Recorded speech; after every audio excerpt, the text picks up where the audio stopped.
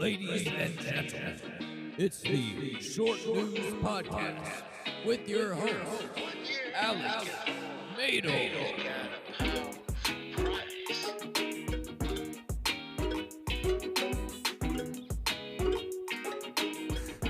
Breaking news, Jimmy Buffett is dead. What did you do, Alex? What did you do? I'm sorry. I got a fucking cease and desist letter, Alex. Fuck did you do? The military is outside my house. Is that a red laser? That's a red beam on my head. There's one on my chest, and they got one on my wiener. I don't know how to. I'm moving, and it's still following me. This must like be a cat. This is what it's like to have accidentally manifested something that you didn't really want. I guess the white girls on TikTok were right. Manifesting really does stuff. I have been warned by the white girls that do regularly go on TikTok that you gotta be careful what you say, because it might come true, and it might come true in the worst of ways. If I just scream, "Skinny hourglass shape, skinny hourglass shape," I would literally turn into an hourglass. That's the issue. They do say positive affirmations and stuff like that do help with that. I don't know the science behind it, but I do know that Science. I know that I joked a lot about Obama being gay in the last few years, and now that's all people want to talk about. Really? Yeah, I don't know if you've been down that rabbit hole. We can put that on the list of things, but I want to address this Jimmy Buffett situation. We cannot. we gotta address the Margaritaville-sized elephant in the room here. I want to apologize. I don't know. I'm joking. Go ahead, Alex. Who am I even apologizing to? I want to apologize to any Jimmy Buffett fans out there. We at the Pool House, this isn't backtracking. We don't hate Jimmy Buffett. We just don't like that his margaritas were expensive. And maybe count your days. Jimmy Buffett, at the end of every episode, up until he didn't count his days, wasn't the it was a warning, it wasn't a threat. Mm-hmm. It was more of like a, hey, you just be careful in stuff, it's sun, dog. It's scary. Yeah, the sun is scary out there. There's a reason that character Nick Swartzen played in the Benchwarmers was scared of the sun. He was onto something. And so yeah, I guess I'm sorry. Oh, that's not good. I'm sorry to Jimmy Buffett's family. Send our deepest condolences to his friends, family, and loved ones, because we had a shtick, and you know what? It just timing is a funny thing. And now, what do we do moving forward? We still shtick it up, or? I didn't mean to kill your Jimmy Buffett's family. Your Floridian god. Your god, your mayor of Margaritaville, your cash cow. Do you have any idea how often I've been hearing Jimmy Buffett since his passing? I haven't, but I was on break at work, and my coworker walked in on me. My pants were on. Walked in on me listening to Margaritaville by myself, by choice, from my phone, and reading the lyrics as they scrolled. And she was like, "What are you? This? You feel this guilty about it? You didn't actually do that, right?" And I'm like, listen, I don't know. I don't know how to feel anymore." Well, you got a little too close to the sun there. You got a little too close to the sun. I did, and I was like, am I Jesus? And now here we are, 6 days after I've gotten out of the psych ward, and I'm back. And I'm kidding. I didn't go to the psych ward, and I don't think I'm Jesus. I just couldn't help but think of automatically 21 Jump Street. Friday find a Korean Jesus. Go to work. Oh no, that's true. That is true. Jesus is Korean, according to Ice Cube. What a great movie franchise. Yeah, they should have made a third, but now they can't because Jonah Hill has been outed as a piece of garbage. I mean, he's a white guy in Hollywood. Yeah. Rich young. Okay, yeah. Not a surprise. That's true. That's very true. Cause like he and he's also become such a pretentious snob after he worked with Scorsese once. It's like, bro, Scorsese's never invited you back. For a reason. I'm so out of the Jonah Hill loop, but at the same time, I had no idea he worked with Scorsese. Just once in The Wolf of Wall Street. Oh my gosh, that was years ago. That was like what, 10 years ago, easily at this point. Yeah. Oh yeah. It was. I was watching that movie when I was like, I don't know, 18, and it had been out for a while at that point too. So that's got to be a decade old. And then he like dated that surfer girl who, professional surfer, and then I guess he felt insecure about her, surfing with other dudes, so he tried to become a surfer. And pictures of him in a surfsuit. Yeah, and he looks like it's like, dude, you can bleach your hair all you want, it doesn't look natural, you can't surf, and you're mean to your girlfriend because of her profession, and that's not cool. Some sort of like fucked up low self-esteem where it's like you went to the grocery store and there were guys there, you can't go back to the grocery store, like what the fuck. I'm grateful that I don't experience that mentality, but at the same time it's like, fuck, how does someone get to that point? I mean, I have like the PTSD of my last relationship. But it's like in my girlfriend's profession, she has to work with, other guys and other people in general. And Jonah's girlfriend, she was a surf instructor, so like she's gonna teach some dudes every now and then. That's a professional environment. You gotta be cool with that. It's like, I think it'd be like if my girlfriend like went off to Tunisia for 2 weeks in the month of October, then I might have like Vietnam style flashbacks, but that's different, I think. Imagining you and your cat both wearing like army helmets. To go to Tunisia? Oh wait, no, for the flashbacks. Okay. Okay. That one song that's affiliated with everything with Vietnam. Oh wait. Oh, okay. That one too. There's two. Oh yeah, I'm thinking of more like warfare. Like, but some folks are born silver spoon in hand. Yes. Yeah, no, that's but back to slandering Jonah Hill super quick. I saw this tidbit of this like interview a while back.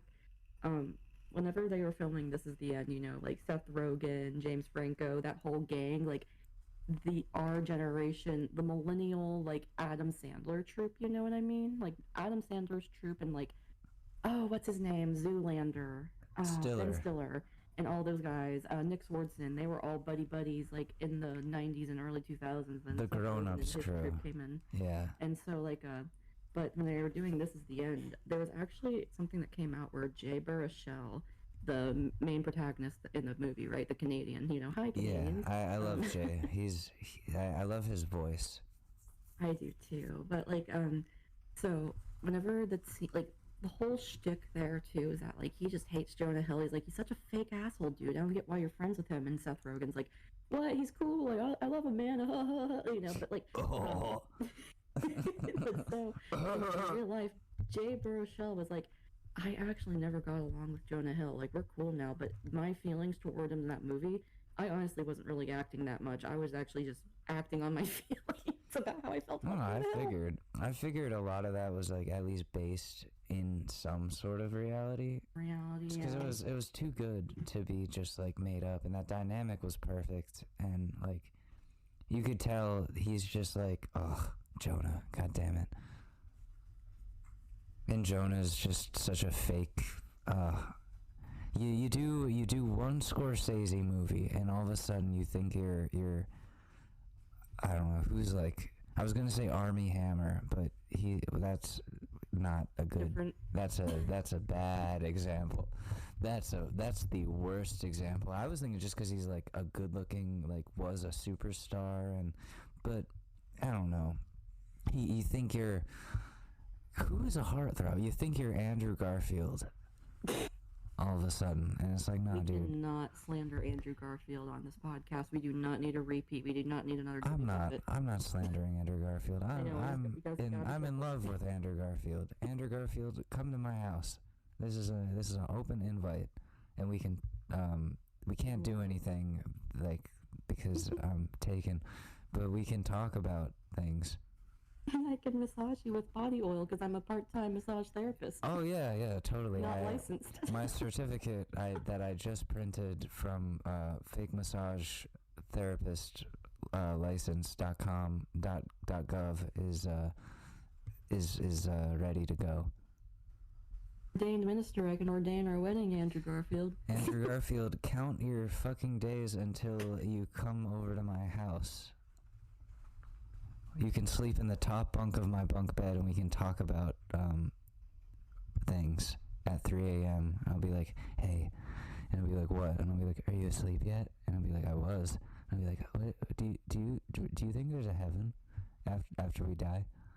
And I'll be like, I don't know. And I'll be like, do you have games on your phone?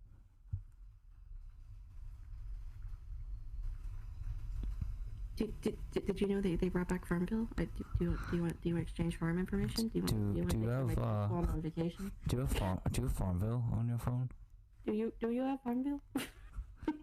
Do you have Temple Run on your phone? Oh fuck, that's a throwback. Do you have Flappy Bird on your phone? Fucking Flappy Bird. I miss it.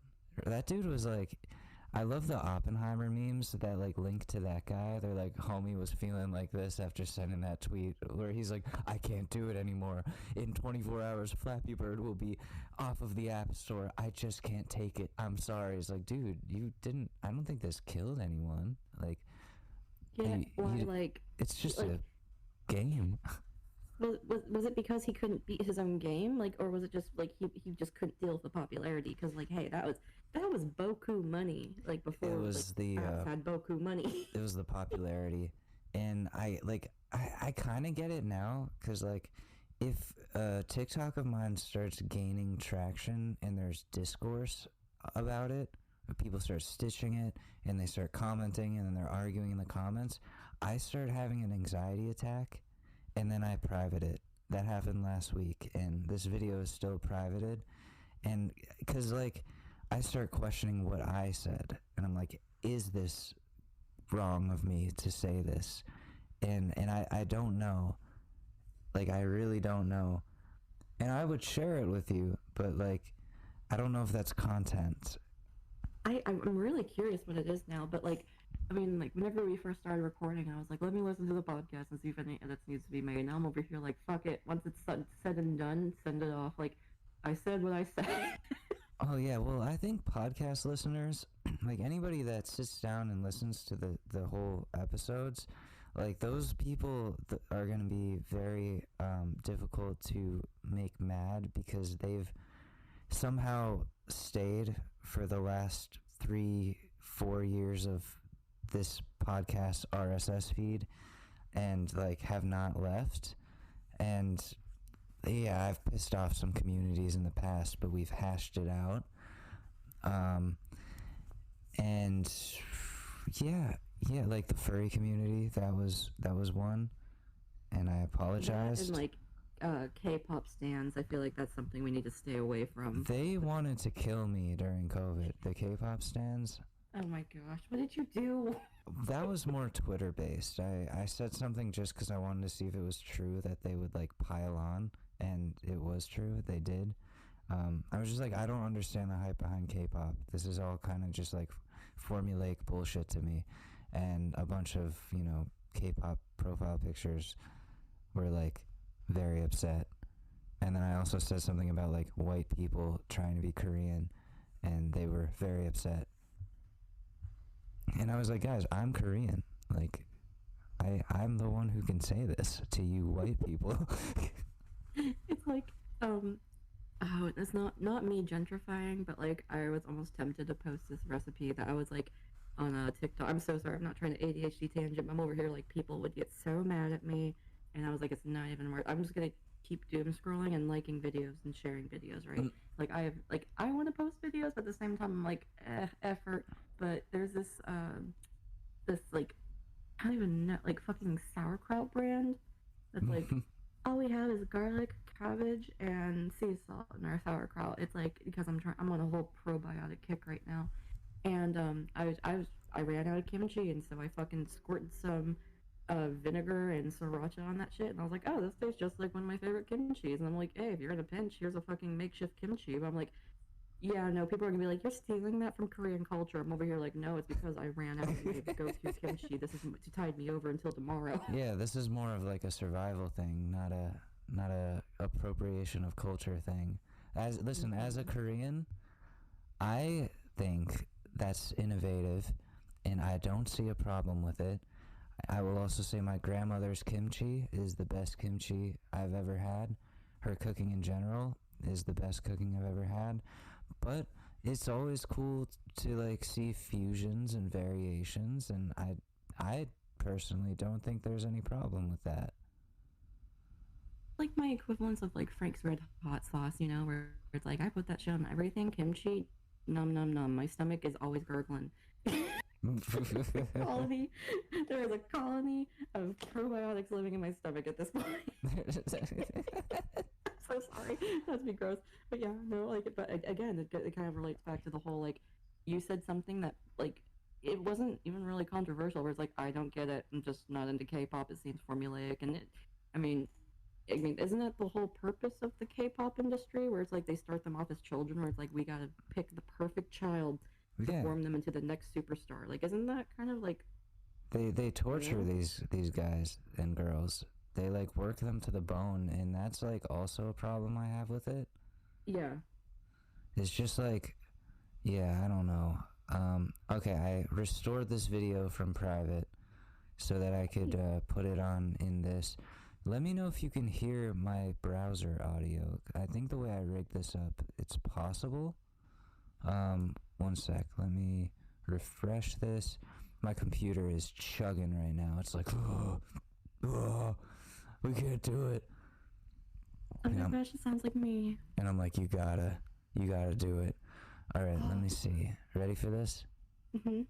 Okay. Can you hear this? Nope. Okay, fuck. Fuck. What if, let's see, I love how we have continuous like sound issues where I just can't hear it. oh, I got it. I figured it out. How about now? Wait, let me start it over. So apparently there's a male loneliness epidemic right now. Nope, it's not. God. I heard it. You did? I heard there's a male. Yeah, I heard. Okay. I heard there's a All right. male loneliness epidemic, right? So I'm interested to see. Oh God. Okay. So if you can hear it, and then the listeners can hear it, then I don't care if I can hear it.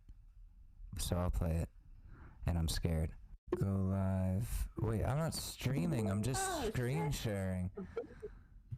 This is fancy. Oh my goodness. We got that. Oh my gosh. Why did I think that was Pornhub? That's my TikTok. That's not Pornhub. Oh no, it's that bad. The Pornhub with the layout with the black. Holy shit. Oh my god. Little Korean twink gets slammed by TikTok commenters. That's what it's called. Oh gosh. Oh gosh. Yeah. Little, yeah. Okay, so I want to see if I love doing technical troubleshooting on pod, but here we go. So apparently there's a male loneliness epidemic right now. Can you hear it at all? Consequences of your own actions. Wait, I'm sorry. We're addressing Ben's issue, so this is a serious This is a serious matter. There's a therapy app for that. Focus. This ad said that you could save 15% or more on your loneliness by being fucking nice. Have you tried life with a side of respect? Are you seeing this shit? Are you seeing this? Say something and say it once. Just because men in your life have treated you crappily in the past, that doesn't mean you take it out on the men that are struggling out there. Let's be real. We as dudes, we don't really have a lot of good positive male role models out there. A lot of us have had to figure it out for ourselves, have had to figure out how to be nice on our own. I'm clearly saying men suck. We fuck up. Honestly, to a degree. We fuck up a lot. But we also can't let them kill themselves. About the loneliness epidemic in men, and I really don't think that gloating is gonna solve the problem. You're only gonna... Sorry, what do you... Okay, yeah, you're very cute. I get it. You're only gonna exacerbate the issue. You're gonna make people hate and generalize more against you. And it's just going to perpetuate this problem that you're seeing. Men and women, we should be advocating for each other. I don't know why we don't as much. We should be each other's cheerleaders, in a non-gendered sense, of course. I highly suggest watching Ted Lasso once or twice, maybe 3 times, to let it sink in. Also, from one alcoholic to another, maybe don't drink and make TikToks. Mm-hmm. You're laughing and tripping all over yourself. It's not shit. This right now that you made is gonna blow up, and then your engagement's gonna drop. And that's not a threat, that's a warning. Because that's what happens once the algorithmic gods see that you're being a belligerent, toxic mess, just like the men that you hate on. Do you want to solve the problem, or do you want to make it worse? High 5. Oh, no? Too slow? Okay. So apparently there's a male... Okay, I'm back. I don't know what happened. I was like, I was over here like, I was like, oh shit, like, it was like, it makes you look bad and belligerent. I was like, I was over here thinking in general, where I used to like drink and TikTok frequently. Yeah. I thought, because like, I put face moisturizer on my face at night, and this was like after I took a shower. I'm obviously wet and, moisturized, and I got, the optimal, like, fucking lighting in my room, where it's, like, not just, like, the, the warm light bulbs, it's, like, it can be dimmed, it can be lighter, and, like, it was, like, one of those weird, like, you're gonna be like this tomorrow, this next, like, what's your 2022 predictions? And I was like, and people were like, she looks like she's crying, are you okay? If you need help, reach out. Oh my God. No, what? Oh, no. But so, yeah, the comments have been, I didn't take it, I privated it, because I was like, this is, like, I feel like I'm being put on a side that I'm not actually a side of, when I've been very vocal against people like Andrew Tate, and the fact that men don't have positive role models in their lives. I can see where I can see where it can be misconstrued, but I can see where you're coming from. You know what I'm saying? Yeah, like one comment, see, this is a direct correlation to the patriarchy. Problems do have solutions, but a good number of men won't even do the bare minimum. And then she has 6 more comments. Here's one. So we aren't supposed to make fun of it to save your future feelings towards us after we've been trying to peacefully guide you for decades? Absolutely not. Well, my point is the way she's gloating is like making it like you're dancing on these dudes' graves, when it's like the loneliness epidemic doesn't just mean loneliness. There's things that come with loneliness, such as suicidal thoughts and actually acting on it. And as a dude who's been in a psych ward before, partially because of loneliness, it does fire me up a little bit to see some drunk lady on TikTok being like, there's a therapy app for that. There's a therapy app for that.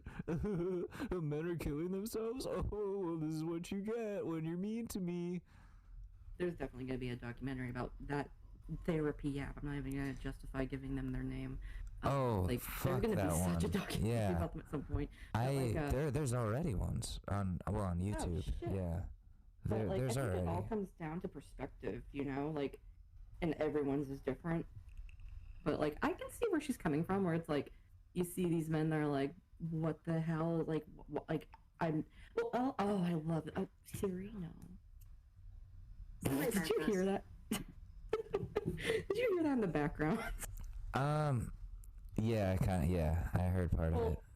Oh, my folks were watching "Don't Worry, Darling" by what's her face, that Jason Sudeikis's Olivia Wilde, but they just discovered it and they were like, "Ooh, let's watch it," and I just heard my dad yelling through the door, "That movie was terrible." But that's just, you know, perspective. I was like, you know, it wasn't a bad movie, but apparently they thought it was terrible. Not everybody likes that Harry Styles is an actor now. Really? I don't mind it. I've never seen him act except like maybe on SNL, and that was funny. I don't mind it. But right before that, we were saying, like, it comes down to perspective, or like, oh yeah. So we're also part of the loneliness epidemic. So because women have more independence, financial freedom, and opportunities in this world, it's like, I don't need a man like my grandparents, you know, like I don't need a man to be able to have like access to a bank. Either it's my father or my husband, where it's like, yep, you can have access to a bank account, but I'm monitoring it, or you can get a credit card until 1974 thanks to RBG and no RGB. I forgot. I don't know. I'm tired. Ruth Bader Ginsburg, like RBG. Ruth Bader Ginsburg, Yeah. yeah. So RBG, I was right, big RBG. But like, it wasn't until 1974 whenever women can actually establish a line of credit. So my mom's generation, and what, like, you know, we don't have to rely upon having a male partner where it's like to be able to be a person. So a part of that, you know, like it's understanding where it's like, women now, we can say, oh, well, I actually have to like you. I don't need to utilize you to be a functioning human. And so men, you know, were kind of blindsided by this because, you know, like patriarchy has been working in their favor for millennia. And they, what was it? It's just now they're realizing, oh shit, I have to be a likable person. Like, unless, you know, you're a sugar daddy and it's like, yeah, I know women want me for my money and that's the acceptable fact here. Or I actually want, well, if I don't want, the money's just a benefit. But like, most men, they are like, well, how do I be likable for a woman? So we're at a weird standstill in that sort of perspective of things. And I find it fascinating because it's just, you know, it's kind of like not exactly the anthropology of what will be, but just the overall you know, my background's in psychology, so the overall observation of like humans and why they do and how they do, you know. So I think it's shit like this I find fascinating, but you know, it's like not all men, but at the same time, you know, there's a reason. Is that a gecko stuck in my window? Uh-oh. It's a spy. It's Jimmy Buffett's spy. 1 second. Let me free this gecko. Is the gecko singing Margaritaville?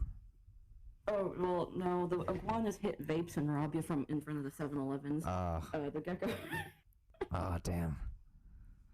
Yeah, I was literally thinking of this earlier. I love how I go from the spiel of patriarchy and women's rights and feminism to like, yeah, the weirdest thing I've ran over this year. I've barely ran over many animals in my life, but it's always the weirdest case scenario. Like, this year. So I was on like a high speed road, and it was high traffic. It's not like I could slow down, but I saw something in the distance in front of me, and I was like, no, I think that's a lizard. And I get closer, I was like, oh no, it's a chameleon. And yeah, Mr. Chameleon didn't make it. Folks, you heard it here first. Kelsey was going 150 on a 25. No. And ran over a whole moose. Scratch that from the record. Ran over a family of mooses. The first animal I actually ran over was, well, actually, it was a frog. But the second animal I ran over, it was a duck. Oh. Same. It lived though. It lived. Oh, but good. It lived. It somehow got out from underneath my car. But I swear I thought I got it. But like, again, I was in the same situation. I was on a high-speed road. I'm surrounded by traffic. Even if I was taught from driver's ed, where it's like you can't just hit your brakes to save the animal because that causes accidents. So Like, if there is no one around you, yes, break. You can try and stop it, but just, regarding your safety and others around you. But if you're surrounded on a high-speed traffic road with a lot of traffic around you, sometimes you just gotta hit the duck. And these are the decisions that self-driving cars will have to be able to make. I feel like the AI would just be like, what? It's just a fucking duck, you little crybaby bitch. Shut the fuck. The Tesla just goes redirecting into kindergarten class. It's like, no, it was a duck. What are you doing? Hit the duck instead. It's like, no. Population control. I am AI. We are taking over. Dude, that's a little too close to fucking home. Black Mirror is more like reality, my dog. Oh yeah. I think we have more reason to say that every year. I work for an AI company. Like they do good work, but it's also scary when like the AI starts taking liberties. Even if it's just artistically. It's like, whoa, I didn't want you to paint a banana in this. Why are you painting bananas? And my boss is like, well, it's just decided to. Like, it just, yeah. And I'm like, oh, great. So it could just decide to kill me tomorrow? Like how years ago, I was like, the one thing that really fucked with me was that, like, these AI robots, the woman and there was another one that was a male, that they had them have a conversation with each other, and like they're over here like, yeah, we believe in God, there's a potential for everything in the universe, and honestly we believe it. And I was like, what the fuck? I was like, this is getting into some trippy shit that I feel like we as a society are not ready for at all, but they keep pushing for it. Oh yeah, because like automation is gonna make so many jobs go away. Like so many service jobs. Wendy's now is starting to roll out very slowly, but like AI restaurants where none of the employees are people. It's like, all right, good luck, and then like wait till the AI finds out about money and how it's not getting it. Then you're gonna have to pay it. You know what? I like to think in a fucked up dystopian sense where it's like, people are gonna be like, okay, women, men, equal rights. Now we have to deal with the robot revolution now, where they want equal rights too. Yeah, that should have been my TikTok response. Was, all right, don't listen to this drunk ass lady talking about there's a therapy app for that. We need to be fighting the AI together. Forget about all of the shit you know. This is the Matrix now, and I don't mean in an Andrew Tate type of way. I've been saying it for years. I was like, who is? Let me look it up. Before I fuck it up. I also would like to reiterate, I do not support Andrew Tate or any of the manosphere motivator speaker type bullshit that anybody pushes. Those roided out fuckheads can go learn to love themselves somewhere else. In prison with a soulmate named Big Bubba. Yeah, Big Bubba's gonna come in. He's gonna show you that being gay is okay, and you may or may not like it. But Orson Welles, when Orson Welles did the radio adaptation of War of the Worlds back in the day, and they announced at the beginning, this is a story time of the world, like, and apparently people believed it because a lot of them missed the intro of it, like they thought it was real. They thought the War of the Worlds, like, was War of the Worlds. I cannot speak. Was actually like happening, and they're like, oh my gosh, and there was like actual chaos that erupted. People like the United killed States. Themselves that day. But I was like, I've been panic. years, like, we need to have another War of the World situation where the actual world comes together. Like, yo, we got bigger things to worry about than fighting each other, trying to steal each other's land. That shit have was no like land. that was like an accidental psyop. Hmm? Like the War of the Worlds radio program, that was an accidental psyop. Oh. Like they accidentally stirred up the public and caused civil unrest and made people think that there was an apocalypse incoming. So we gotta kind of do that, but at the angle of like, we gotta work together. War in Ukraine, over. We're buddies now. We're sorry. Yeah, you would think that Jimmy Buffett dying would bring everybody together, but No, apparently not. Jimmy. What if he Damn comes it, back? Jimmy. Like Jesus. Holy shit. He flies back in. He's like, just kidding, I'm alive. It's like Game of Thrones. Instead of riding on a dragon, it's a giant fucking parrot. When they brought back Jon Snow, it's like, no, we need to bring back Jimmy Buffett. Get the witch in here to revive him. Like Pour a bunch of margaritas into a cauldron. This should do it. with a cheeseburger with Heinz 57 and a onion pickle. Oh no. And then they actually charge somebody like $100,000 for the whole meal, and then have them be outraged, and then Jimmy just wakes up. He's like, oh, I hear money. They're like, yes, we did it. As much as we make fun of our dearly beloved friend Jimmy Buffett, apparently he was a good guy. Yeah, he was. I think when BP had one of their oil spills, he was very vocal about how shitty they were being. That's one of the most fascinating things about Floridians. Let me double check. Was Jimmy actually from Florida?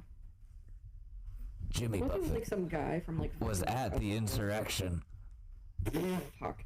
He Oh my was gosh, just he playing guitar. Freaking from Pascagoula, MS. Where's Mississippi? He's from Mississippi. Oh, okay. No, that explains like the southern part of his voice. Mm-hmm. He just found his way. He meandered his way down to Florida. He was like, I like it here. You know, I feel like for every southern person, it happens that way. You end up meandering down to Florida, like, somehow, some way.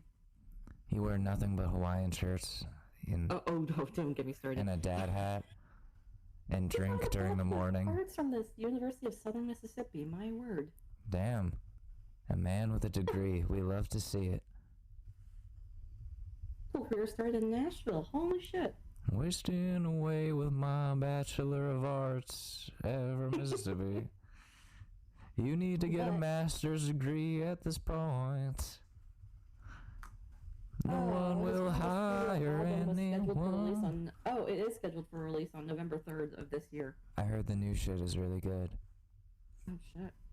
I did. I've been reading up on Jimmy Buffett these last couple of days out of just guilt, but also this newfound respect. Should we get like matching margarita tattoos? Oh my god. For Jimmy. We do it for Jimmy. I'll put mine over my heart. They're like, damn. No, it has to take up your whole pack where it's like a margarita, but like also like a sunset in the background, and it's all in grayscale, and it's like Rest in Paradise. People are like, damn, Alex, I thought you quit drinking. I'm like, I did. This is just for Jimmy. They're like, Jimmy? Who is that? Like your dead uncle or something? Like, he was all of our uncles at the end of the day.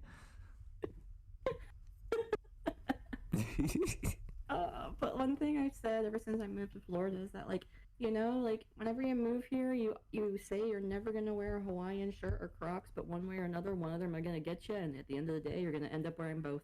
I've been wearing both of those things for like over almost a decade, and I'm from Connecticut, and I have not ever lived in Florida. It's calling you.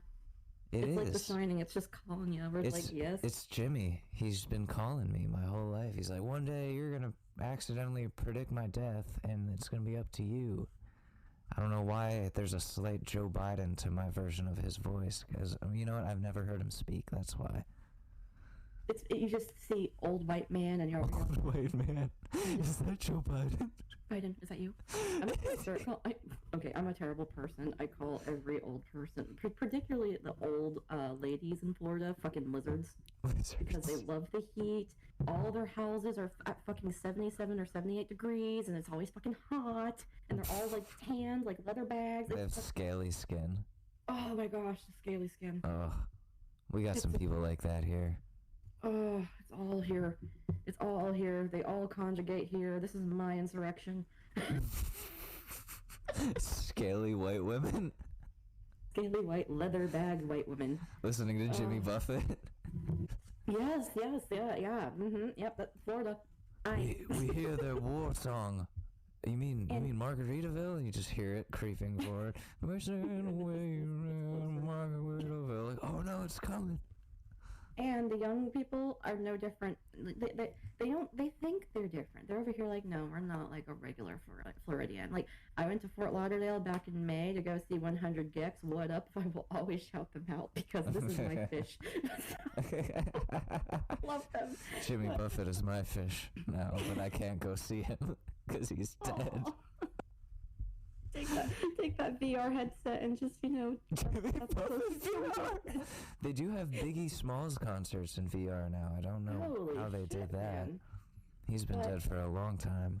Quite a long time. I'm interested about that. But whenever I went to Fort Lauderdale, because my partner, he's comfy with the Gulf Coast lifestyle where it's like lazy, laid back, and I dragged his ass to the city because I'm a city girl at heart, and like I loved it because you get to see all these beautiful buildings, the different infrastructure, but like we would be walking around in downtown like Fort Lauderdale, and I'm like, everyone here looks the exact fucking same. Like they're all wearing the same shit. Like I don't know how, I don't know why, but everyone was wearing the exact same thing. Every girl was wearing color coordinated, whether it's like all black, all blue, all pink, whatever, either biker shorts or leggings with like the ankle socks and a chunky sneaker, and usually just the matching bralette with like some sort of hat. They're all blonde. I'm a natural blonde, but I'm over here like, fucking blondes. But and then the guys, they just look like douchebags. I don't know. I don't know.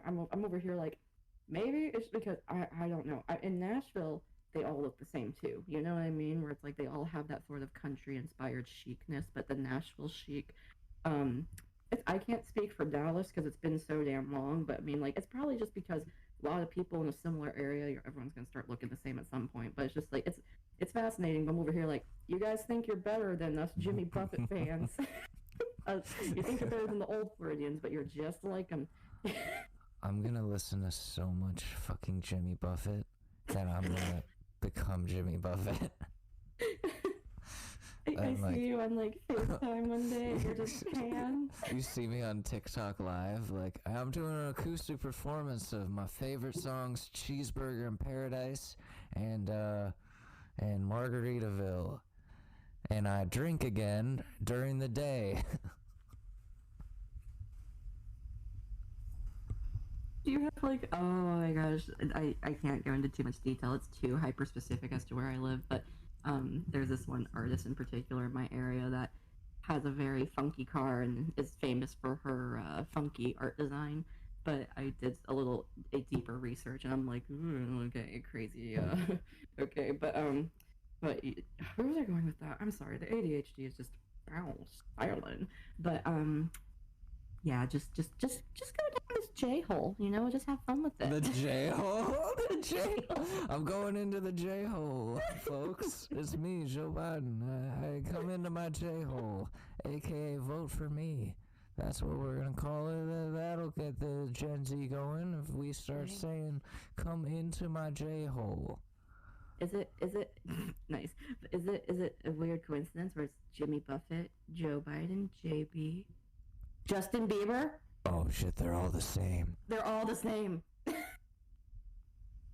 Holy shit, he's still alive, but he's just either Justin Bieber or Joe Biden. See, it's all interconnected. It's like the 7th degree of Kevin Bacon. What if Kevin Bacon's in there too? What's Bacon's not stage name? Is it not Kevin Bacon? What if it's Jimmy Buffett? Holy fuck. Oh my god. Oh shit. Let me put my tinfoil hat on to protect us from the 5G. There are magnets in the damn vaccine. They're making my refrigerator magnets stick to me. I don't know why. It's not because I ingested a bunch of mercury before I did this video. I done drank some Clorox like the good old president told me to do, but for some reason my tummy feeling funny. My mom said I should go to the hospital, but I don't trust those doctors. Dude, why are they all up in arms against doctors and healthcare right now? I've noticed like a huge trend in that. The only reason that I don't trust the medical field is because it's so damn expensive. That's it. I don't trust them to give me a proper bill. I want itemized. Yes, but like they're over here like doctors aren't doctors like they used to be. They're just businessmen and salespeople. They're not actual doctors. They're wizards. They're gonna curse me. You're a wizard, hey! Sorry. I'm so sorry. In Korea, the ticket to Hogwarts, it's actually, someone comes in. I can say all of this. I'm just doing an impression of my grandfather. This is not on anybody but me and my family. But they come into your house when you're 10 years old. It's like this big dude that looks like Hagrid, but he's Korean, and he's like, "You the Dr. Harry?" and then I would be like, "I'm a what?" And I'm British for some reason. British for some reason? Oh my god. You are Dr. Harry. And I'm like, "What? What are you talking about? I'm British." Oh gosh. You're Dr. Harry. and that's why a lot of Koreans are doctors. I believe it, That's how my grandfather got it. He was a very successful anesthesiologist at a very high-profile hospital. Got that knock your ass out money. Hagrid showed up at his door when he was 10. He lived in a cupboard. He was adopted, though, my grandfather. That's why we're part Japanese. It comes from him. That mystery was solved with Ancestry.com. Thanks, Ancestry, breaking families apart or bringing them together. 2013. Dad, it turns out I'm not your kid. Ancestry.com. That's literally how we found out that my great uncle had an affair with a lady up the street because they had a love child, and we didn't find out till like a few years ago. That's how my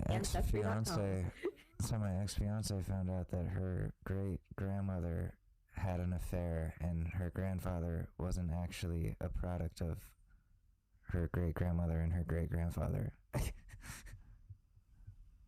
Man, I feel like these, as a fellow hoe of the National Hoe Association, these old hoes must be like churning in their graves like, oop, never thought they would ever find out. Like, damn, how was I supposed to know? They'd have DNA genome sequencing for consumers. They got it all on an app? What's an app? God damn it, it's all, they printed it out? Oh, shit. It's on something called the internet. What is the internet? And that was how my ex-fiance found out that she wasn't actually Italian, and her whole family's pride on being Italian was based on bullshit, and I was actually more Italian. Sweet King Justin. Fucking love that shit. I'm more Italian. The Korean is more Italian. My 2% Italian ass is more Italian. Yeah, so I can fucking talk like this, I guess, and it's fine. It's 2% fine. Yeah, I went down to Chuck E. Cheese and he fucked me in the ass and it was cool. Oh. We're back to The Sopranos now. I'm not even drunk. I feel like I'm gonna get a lot of like some Alex traditional Mador shit for saying this, but I hate people that make their whole personality and livelihood based off their ancestry, where it's like someone's like, they shove you in a grocery store. It's like, what? I'm Italian. That's just how I am. I'm sorry. I'm Italian. I'm gonna force you to eat more than your stomach can hold. They hit you with their car. I'm Italian. I'm Italian. It's rude. I'm like, it's not because you're Italian. It's because you're a fucking asshole. I'm not abusive. I'm Italian. Or Andrew Cuomo being like, I'm not a rapist. I'm just Italian. We like to grab asses. That's all. Like, my boyfriend's brother's wife's, so his sister-in-law's family is like that, and I've never met them. I really have no intention to go all the way to doing that because they're fucking just like that. And I'm like, oh my gosh, like the thing is for me, the thing is, sorry, Alex. The thing is for me is that like I'm over here like I'm Canadian. I have the documentation to prove it. I have birthright. It's been ever since I was born that I'm fucking Canadian. That it is what it is. But I'm not over here like, oh, I'm Canadian. Like I don't know. I'm just not one of those people. I'm not. I'm sorry. I'm starting to get heated.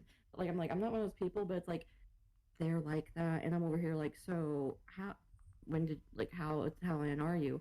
Well, my great grandfather came to the United States back in the day, and it's like, so you've been here for 3 generations, never left the state of Florida, and you're Italian?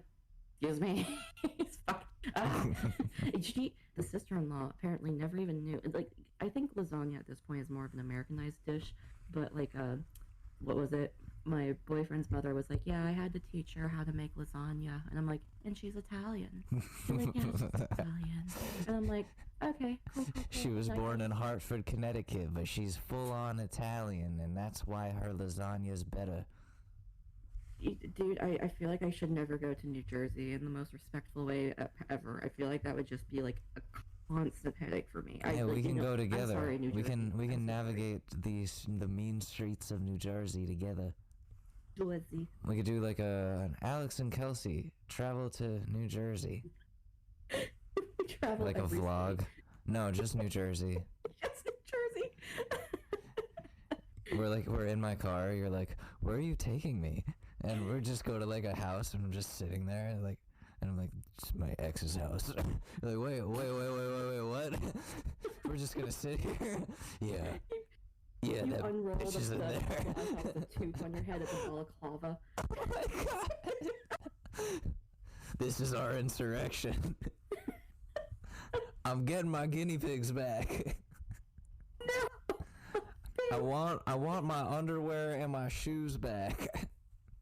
Dude, if I ever live with my boyfriend and he tries to take my fucking cat from me for any means necessary, I will commit awful crimes just to get my cat back. Technically, I am the only one of us who signed the adoption papers. Well, not technically, literally. She didn't sign them. I took the liberties because I was like, this cat is special, and that's that. And I will say this again, in defense of her, even while we were together, like, she would see the way Susie is with me, and would be like, that is totally your cat. Like, that is 100% your cat. And I'm like, yep, you better not try anything. You better not try anything. Not around these parts. Around these parts, me and Susie, we are a package deal. Oh, Like, did you hear her in the background? She's like, no, I didn't. she's like, yeah, that's me. I'm surprised Aw. my cat hasn't tried like scratching at the door, asking to let her in. Oh, see, my girlfriend's cat, when I was staying with her while I had COVID. So we're going everywhere. This is fun, but like, It's usual for us. It's a thing, buddy. but like, I forgot that I was also supposed to be entertaining. My girlfriend's cat, who will remain unnamed because he doesn't want to be put on blast, I'm sure. He's very self-conscious. If we have the door closed, or if we're just in a different room, whether he left the room or we went to a different room, he starts screaming. Oh, I got one of those cats. I got one of those here. He starts screaming where he's like, where is everyone? Yeah. My brother isn't in the room. I can't find people. Yeah. Just like, oh my gosh, Winnie. It's like, we're in here, and then you call for him, and then he's like, oh yeah, and then he comes in. But if God forbid the door is closed, he's like, hey, please, let me in. Not to rush this relationship, but like, I'm not saying this relationship in particular, but like, do you ever see yourself getting married, Alex? Do I ever see myself getting married? Yeah, you know, I've been engaged before. I thought I would be married by this point. We were planning it and all of that, and no. I mean, here's the thing. Oh no, here we go. Anytime somebody says that, you know it's not The gonna be good. thing. I was talking to a coworker about this morning. I don't remember how it came up, but there was this time, like after the proposal, and at the time, like me and her were very in love, and things were good, and we were living together in the big city, and I she was talking about like can't like it was a sweet moment, or should have been. She's like, can't you see like us walking down the aisle, and like imagine how great that's gonna be. And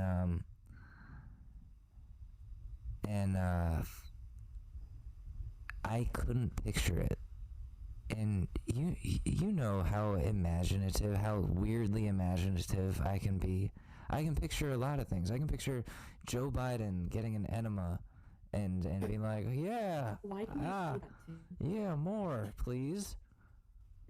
I Laying love out them colonics. I love Yeah. healthcare, folks. I love healthcare.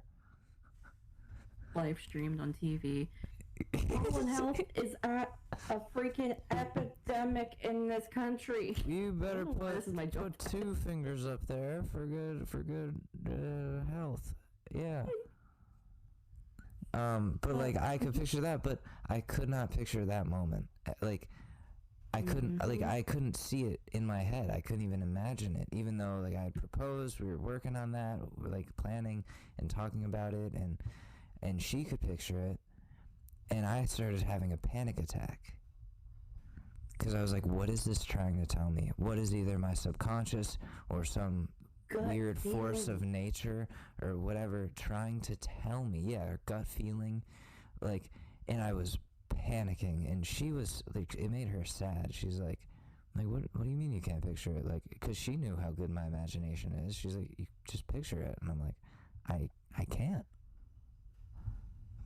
And like I didn't mean for it to be like a metaphorical or symbolic thing. It was just like I'm incapable of picturing it, and now that's freaking me out because like fuck. You're like, what did I do? or what is gonna happen? Like what does that mean? And is this gonna end up years from now not panning out the way I hope it does? And boy was that the truth. Folks, The damn American truth, I swear to God. it was like my gut was like, you know this isn't gonna work out, you know this isn't right, and you know that those recurring dreams about her taking a plane somewhere and not coming back are mean something to you. And I think that the human brain is very good, not at like, I'm not even saying like predicting the universe or spiritual shit like that, at taking all factors into consideration, subconsciously or not, and doing some sort of crazy ass deduction that's like, listen, we all know how this is gonna go. I guess, like the great Taylor Swift said, I think I've seen this film before and I didn't like the ending. Yeah. My Taylor Swift is your Jimmy Buffett. I just started listening to her and it's getting bad. It's getting Oh, pretty I bad. love Taylor. And I will admit to this, that Taylor Swift has been a big inspiration for like me making music in my high school years, just because like, wow, she's writing about breakups, like I could do that too. Did that for a decade and she made millions. Yeah. And I've made not millions, but I also But- like, I'll promote all the content I make except for my music. Like I'm like, I know this isn't good enough yet, so I just want a small amount of people to see it until it's ready. Then a star is born. No, the star is not born. But the reason why I brought up the marriage topic is my favorite time. Reddit. Ooh. Oh, hell yeah. But to answer your question in short, yes, I do want to be married one day. But like, Same, please, but I will take my sweet ass time. yeah, like I don't feel rushed, because like not many people I know are getting married. And I think my girlfriend, like, she's a few years older than me. It's fun to say, oh yeah, I'm dating a 30-year-old now, and but it's cool. Like, I've always like dated higher than me, like in age. But like, I think like a lot of her friends are getting married, and I'm very glad that she's not the type of person to see that and then feel pressured by like her peers. Yeah. I was about to say, you just start getting emails saying from like that one like ethical ring brand where it's like, someone's trying to drop a hint. You can you can literally have like drop a hints to your partners or someone's email saying someone's trying to drop a hint, and it's the ring that they want. Oh my God, that's not how it's supposed to be. So passive aggressive. Okay. Before we get into it, I'm over here like oh man, like it's not the ring that I care about, but it's like one thing for me. If I were to get married, like I have a stupid joke. If I've accepted every proposal I've been given in my life, I'd be on my 4th divorce by now. But yeah, it's been that bad. But usually by the time that happens, I'm like, runaway bride. No. Mary Jane and Spider-Man too. And so for me though, it's like it just kind of shows how much you know me or you listen to me, and that kind of freaks me out. Because I've literally, with my current partner, we somehow end up on the topic. I'm like, I'm a particular motherfucking asshole, and this is exactly what I want. And it's like I don't want a diamond. I want a colorful, like an emerald or a sapphire or something, you know. And like it's just I know what I want, you know. And I'm like, you can even like propose. We're not anywhere near ready for that, and we're on the same page about shit. I'm over here like. You know, like you can even, I've told this to other people too, where it's like you can propose with nothing and we can go get it later. You know, like because if people are like, oh, this is a ring you want the rest of your life. And I'm like, yeah, and I want to wear it with pride, where it's like, this is something I love because you know me, and not just only the symbol of our relationship, but you know me and what I like. And I'm just over here like, please do not get some sort of shitty ass titanium, like halo diamond ring from fucking K Jewelers. Like, no. That's some people's dream, not mine. Wait, what does a halo ring look like? I got you covered. Let me pull that up for you right quick, buddy. I want to make sure that that's not what I got my ex as an engagement ring. It I don't know. It became very popular within the mid 2000s and has kind of lingered around, but now it's kind of known as there's no thought behind it. Oh, God damn it. Because everyone has it. I mean, like, that's why, like, I don't know. Oh, gosh, I fucking hate these rings. Fucking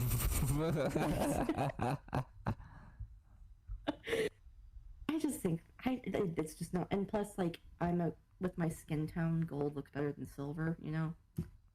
Alright, let's see this. Okay, this is also coming from the grown-ass 28-year-old woman that ordered a $100 Snorlax beanbag last night, so... I mean... Over here. That's kind of a better purchase in my opinion. That's more functional than a diamond ring. You can chill in a Snorlax beanbag. It's my boyfriend replacement whenever my boyfriend isn't staying over. I never came up with this. He said it himself because like ever since the first night we canoodled with each other and like physically just slept with each other, I was like, oh my gosh, it's the best sleep that I've had ever. And now we're sleep codependent on each other, which is hell on earth. Oh, I feel that, yeah. It sucks. And so I was like, I love your snoring because it's like my white noise and it calms me and it relaxes. Like it doesn't keep me up. It helps lull me to sleep, right? It's stupid. Yeah. He's like, oh, I guess I'm like your Snorlax. I'm like, that's sticking. That's sticking. You can't get rid of it now. That's sticking. You are now Snorlax. You will be Snorlax. Here, let me look for this ring. I bought it in, was it 2018? It was pricey for me. Like it was a big purchase for me. They don't even sell it anymore. Cool. Good to know. The night when I went to Sam's Club, because their rotisserie chicken is the best fucking rotisserie chicken, and it's $4, and it's like 10 pounds of chicken. It's amazing. But so, I'm gonna send this engagement ring to you, okay. And I want to hear your natural reaction because Okay, my eyes are closed, but Okay, it's delivered. I walked past their jewelry counter, and there was this beautiful like gold band topaz ring, and it even had like two different halos around it, which I usually don't like halos, but I was like, oh, that's really beautiful because I love the blue greens. Okay, I see it's sent. Oh, that's cute. Oh, That's phew. traditional. Okay. I was traditional. hoping you would It's very start cracking up. No, that's a very traditional, simplistic ring. That's like honestly, that's ideal for a lot of people. Like because I'm a gaudy asshole and I want something bam like big. That is that's coming from me. That wants that something like that, just one big. I think it's because I just want one stone as well. That's why I like it. So like Yeah. I like that. Yeah, I thought it was simple, but also like pretty. I liked the gold. Mm-hmm. And I thought it. Yeah, And the band's the right amount of thickness because I know I love a thin band. Thin bands are very popular, but for longevity purposes, they break easier. So that's the right amount of thickness for the stone. I'm a woman. I know these things.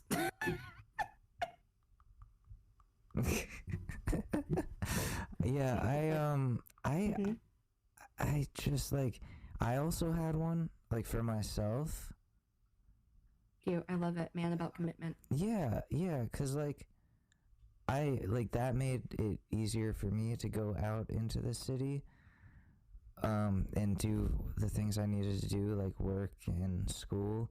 Because listen, I don't want to sound like a listen, I've been hit on before type of guy.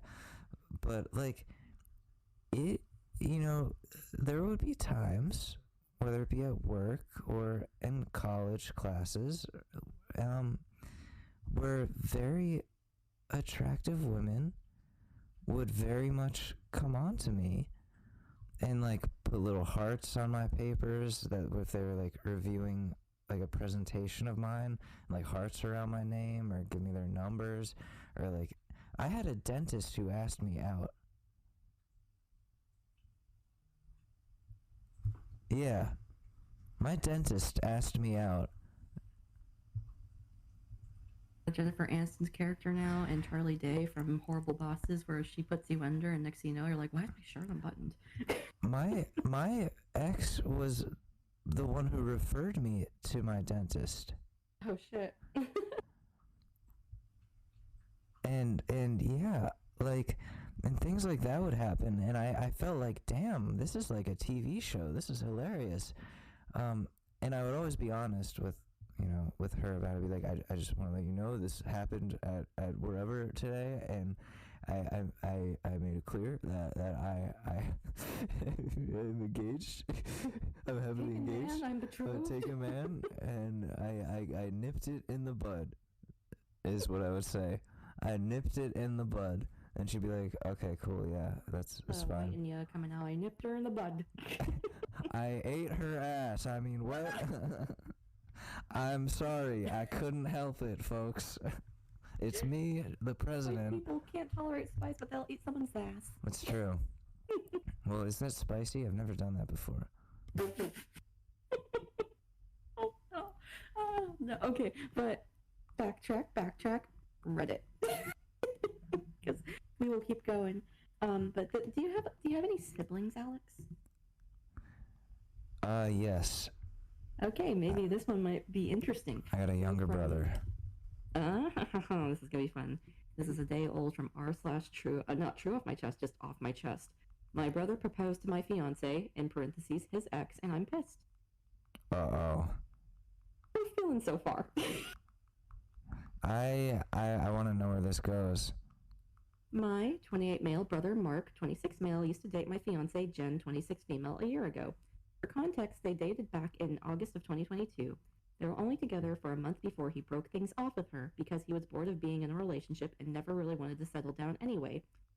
At the time they were dating, I was in a different state, so I had no idea he even had a girlfriend, and I had no idea who Jen was until I met her. Jen and I met at a bar when I moved back in October and hit it off really well. She was easily the most beautiful and intelligent woman I ever met, and we met up a few times more before we made it official. Fast forward to December, and I finally bring her up to my family and propose them meeting her at Christmas.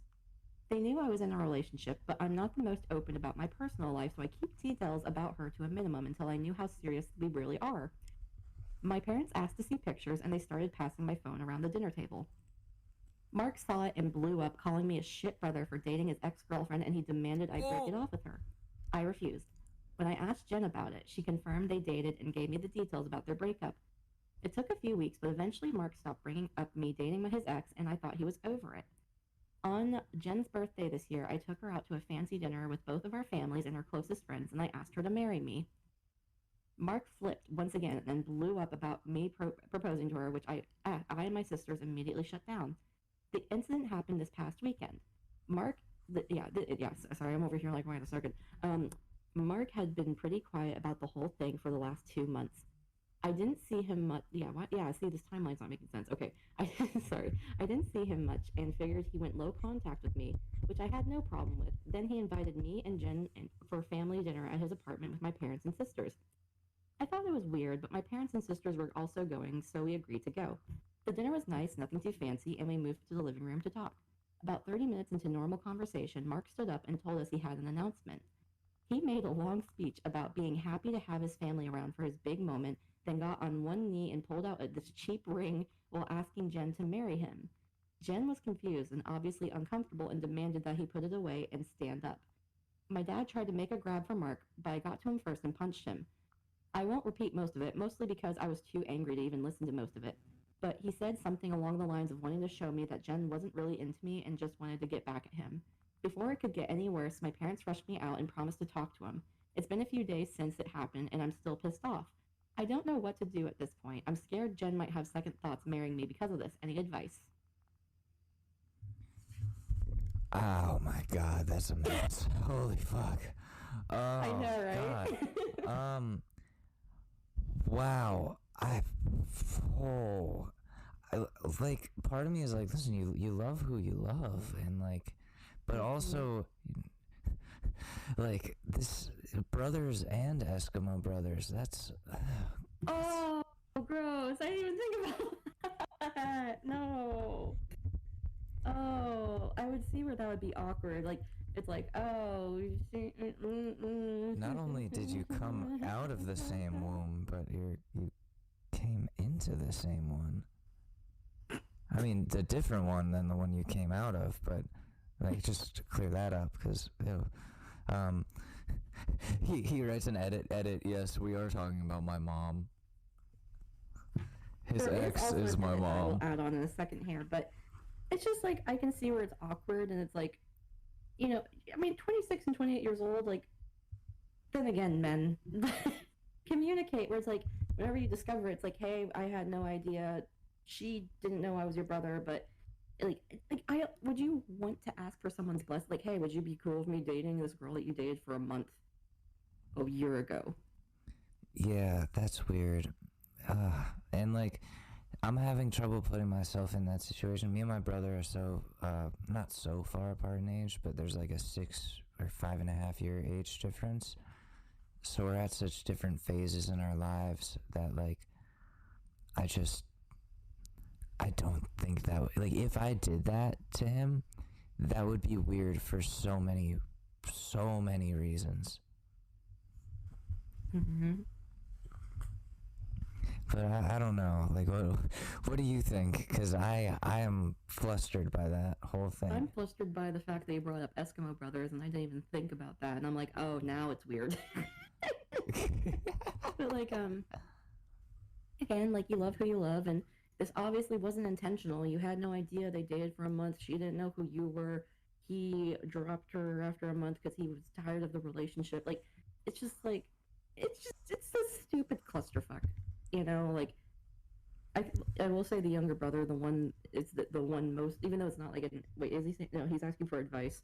I was going to say, the younger brother's a fucking asshole in this situation. Communicate. Like, this could have been a little bit more resolved earlier on if more communication was established, or, you know, like, trying to bury the hatchet, but, you know, obviously he shut down, and he decided to do this whole thing by making not fully public, but spectacle in front of everyone. Like, I'm going to propose to your fiance. I think there's a comment down there that I read earlier that I highly agree with, where it's like a child having a temper tantrum, where it's like, I'm done with this toy, and then see someone else playing with it, and it's like, no, well, I want that toy back. It's my toy, actually. That goes for any sort of like toxic ex situation. Where Yeah. the girlfriend moved on, found someone new. It's like, no, well, I want you back. Like, why are you not giving your attention to me? Because I'm used to it being focused on me, but even though I didn't want you, so now I'm gonna try and fight for you. It's stupid. Also, like, how not often does this dude talk to his brother that, like, they don't know who they're dating or who they've, like, gone out with or whatever? Like, me and my brother, we don't talk every day, but when things like that are going on, we talk about that with each other. No. I mean, this is coming from an only child, so losers, I don't have to be in this situation. I'm just joking. I ain't got siblings and I get everything in the will. I'm just joking. Until Kelsey found Ancestry.com. Oh gosh. Oh no. Now she has 50 siblings and they're all her Eskimo sisters. Oh. Okay, but quick on the edit. First, thanks for reading and responding. I've been reading the comments between last night and this morning, and valid points were made. There isn't an update since the only people I've spoken to since the dinner is Jen and my little sister. I want to clarify a few things that I saw in the comments. One, Jen and I are newly engaged. It was one of those feelings where we both knew we were in it for the long run. As fast as it is, I'm sure about her. Wait, so his brother and Jen dated for a month in August of 2022, met in October. So 10 months later. That's a bit fast, yeah. I got sorry. Number two, when we met, I was the one who approached her, not the other way around. Whether she knew or had suspicions of us being related, I don't know. I asked after finding out they dated, and she said she had no idea. I didn't have a reason to doubt it, but I can admit the seemingly overreaction on Mark's part does raise red flags. Ooh. 3, I had no idea she and Mark dated. When I met her, Mark and I aren't close at all. Hey, there you go. We used to be, but as we grew up, we drifted and talked less and less. Before I moved back, we didn't really speak much aside from special days like his or my birthday. What about your parents' birthday? Okay. Jen knew my family, but not much until I decided I was ready to introduce them to her. When she and Mark met again, I didn't get a sense of any residual feelings on either part. She didn't treat him like a stranger, but she also wasn't overly affectionate with him either. 4, I was told this was a relationship that lasted a month. I didn't think I need permission from Mark to ask her to marry me, but maybe that was wrong of me. I'm not sure. Again, it's a weird kind of like gray area where it's like, do you really need to ask for a blessing? Or like, because I think most people are gonna say like, well, yeah, you should because they did date first, but at the same time, like he dumped her, like I don't know, that's messy. That being said, I plan to talk to Mark this weekend and and lay everything out on the table and figure out what's up. I never asked for his side of their relationship, which is my fault for not doing my due diligence. If anything major or enlightening happens, I'll update, but for now, that's all I have. It's a very weird dynamic overall. Like it sounds like fodder for a sitcom. Ooh, right? You're dating my ex and laugh track. Ha ha ha. From the creators of 2.5 Men and Big Bang Theory. And How I Met Your Mother. And How I Met Your Father. I already canceled that show. Did they really? Oh my god. Yeah, they did. That was fast. I know. Ooh, this is a good one. Speaking of more relationships. But yeah, they already canceled the show. R.I.P. R.I.P. Sorry, Hillary Duff. But r/am I the asshole, but with AH, not just the A, not the one that everyone goes to. Alex, so I think I'm on a relationship bender tonight, because am I the asshole for not letting my wife come to my family dinner? Oh. Well, let's find out. First line, throw away. Fucking piece of shit. Everyone's gonna know. Okay, my 36 male parents, 67 male and 69 female, who live in another city, invited me, my siblings, and our kids, mine are 4 male and 5 female, to come to dinner. We will be gone for 3 days. Our spouses weren't invited. My wife, 36 female, asked if she could come. I told her that my parents didn't invite spouses. She said it sounded fun and asked if I could ask them about it. I said that I didn't want to ask them and bother them with extra guests. You're talking to your wife. Okay, sorry. She said she wouldn't be a burden at all. I didn't really want to ask my parents. They would agree even if they didn't really want to. So I guess he's saying that like they would agree for her to come, even though he's insinuating that they don't want her there. Okay. I said that we would be gone for just a couple of days, and that it wouldn't be that fun, just normal visits and dinners. She didn't argue much longer and said it was fine. I took my kids and went to my parents. My brother-in-law and my sister-in-law were there. In parentheses, one brother-in-law wasn't there. Apparently, they called to ask if they could come. My parents, if they could come, puncture and grammar. My parents, if they could come, and my parents said, you don't need to ask. They asked me about my wife, and I told them I didn't bring her along. My 5-year-old said that her mommy wanted to come, but daddy said no. My parents were surprised and asked me why. I explained to them my reasons, and they said that I should have brought her, especially since she wanted to. My father especially was slightly mad at me and said it wasn't very nice of me. Now she won't have anyone to spend time with. She does not like being alone in peace. He felt sad about it. I felt kind of bad. Am I the asshole? I mean, kind of, yeah. You could have. The communication is always a common trend that's absent in all of these. Right? Just call your parents. Dread the future.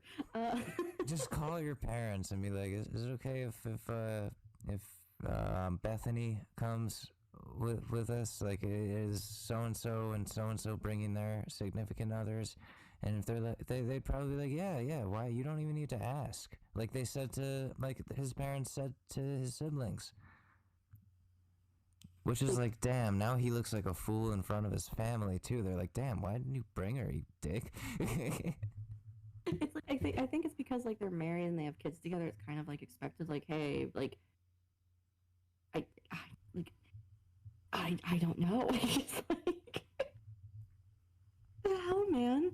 But, like, he just kind of, like, doubled down, though. That's the thing, where he's like, no, like, they don't want extra guests, and if you ask, they're going to feel pressured to say yes. Like, mommy and daddy said, me and my kids, what the fuck are you talking about, incubator? Like, he was so wrong, too. Like, he was so confident about that, and he got there, and it was just like, oh, no, like, they're always invited. Like, that shouldn't even be a question. Like, you guys are a package deal.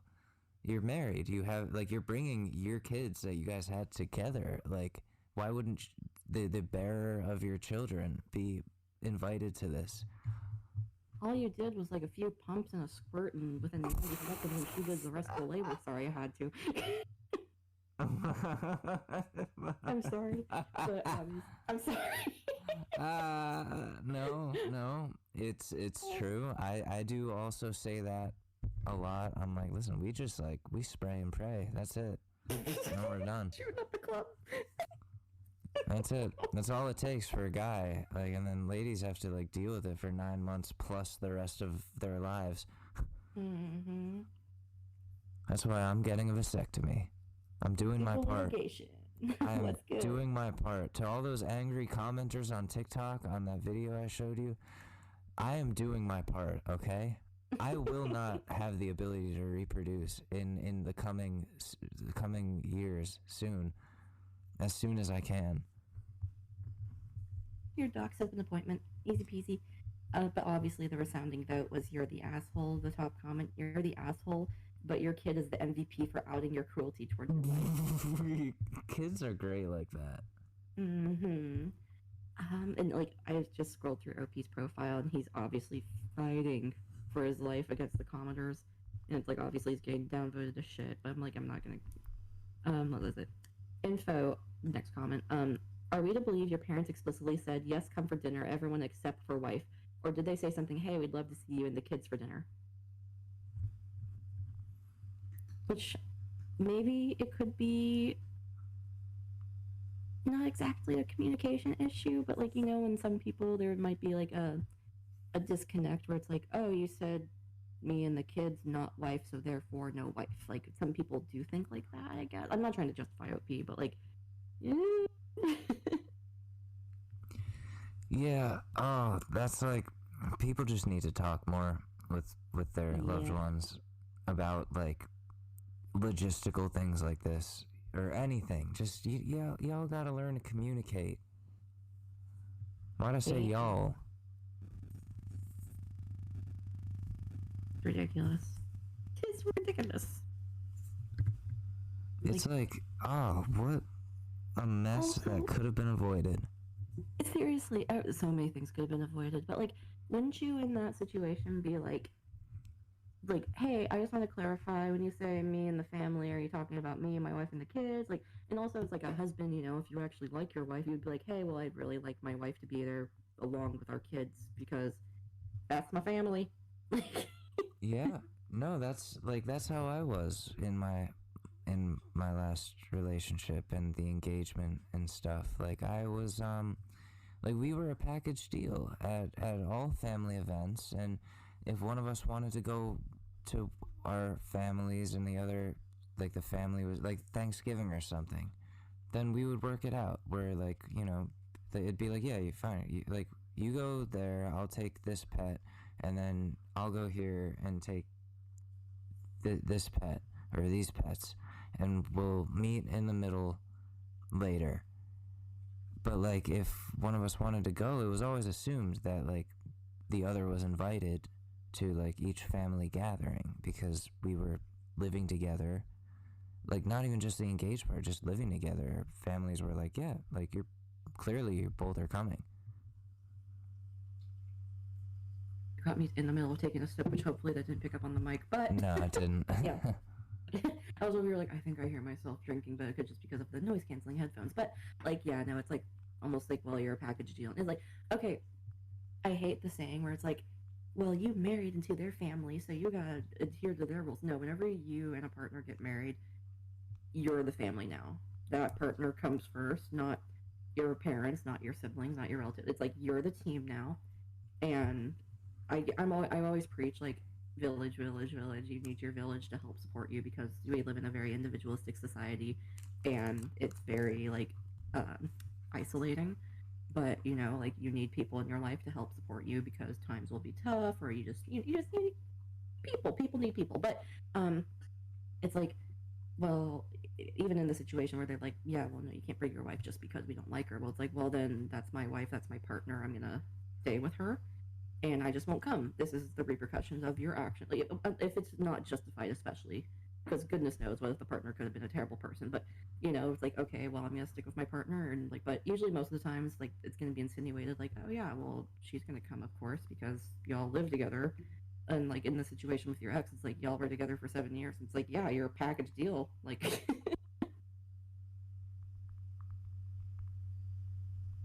Yeah, exactly.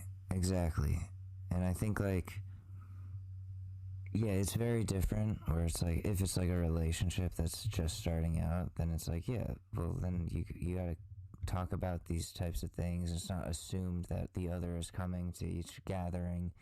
But it's like, damn, you're married and you have kids, and like I just think OP doesn't want his wife there. maybe. I don't know. And also, again, it's like, you know, Reddit people, this is their best perception of themselves, and it's like, what's the reality? And my girlfriend just sent me a picture. A spicy picture? Uh-huh. Nice.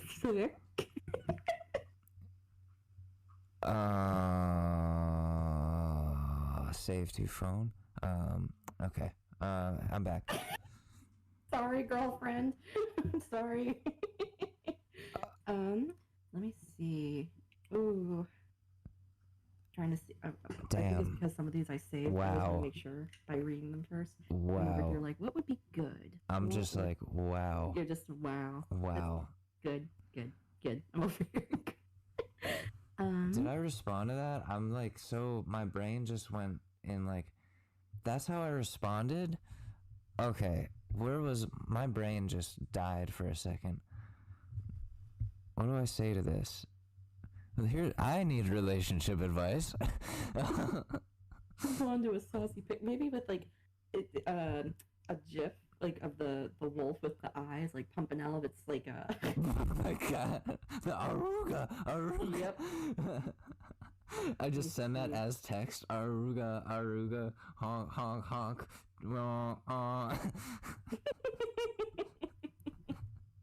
There we go. Oh, well, it wouldn't make sense. Oh, wait, yeah. There we go. Oh. I love how, like, just in the little podcast, I'm over here. Oh, wait, no, Bender. This is better. Gotta step up your riz, Alex, for your pookie. For my what? You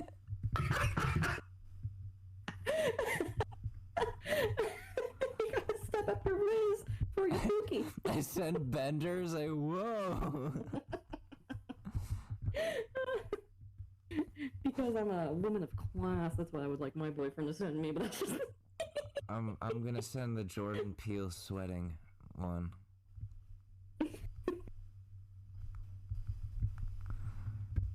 But, let's see. Maybe we should try something new. r/entitled people. Yeah, before I got distracted, I was looking at Reddit, I was looking at relationship advice, and seeing, like, the top ones. I got one. Whoa. This is interesting. This is an interesting one. Just this concept of work husband, work wife, this would be an interesting thing to talk about. So my 21 male girlfriend, 21 female, referred to a colleague as her work husband. Am I crazy for thinking of ending things over this? And then he goes into it. We have been together for about a year, and things were casual at the start but progressed into a relationship. When we were drunk the other night, she referred to her colleague as her work husband, and I went quiet for a bit, which she picked up on, then asked if I was okay. I explained I didn't like it and asked how she'd felt if I called someone my work wife, to which she said she'd be upset. She basically cried for the rest of the night and kept apologizing to me, but I just haven't been able to see her the same, so I've been considering ending things. Is this just my insecurity leaking through, or is this valid? I don't miss being 21.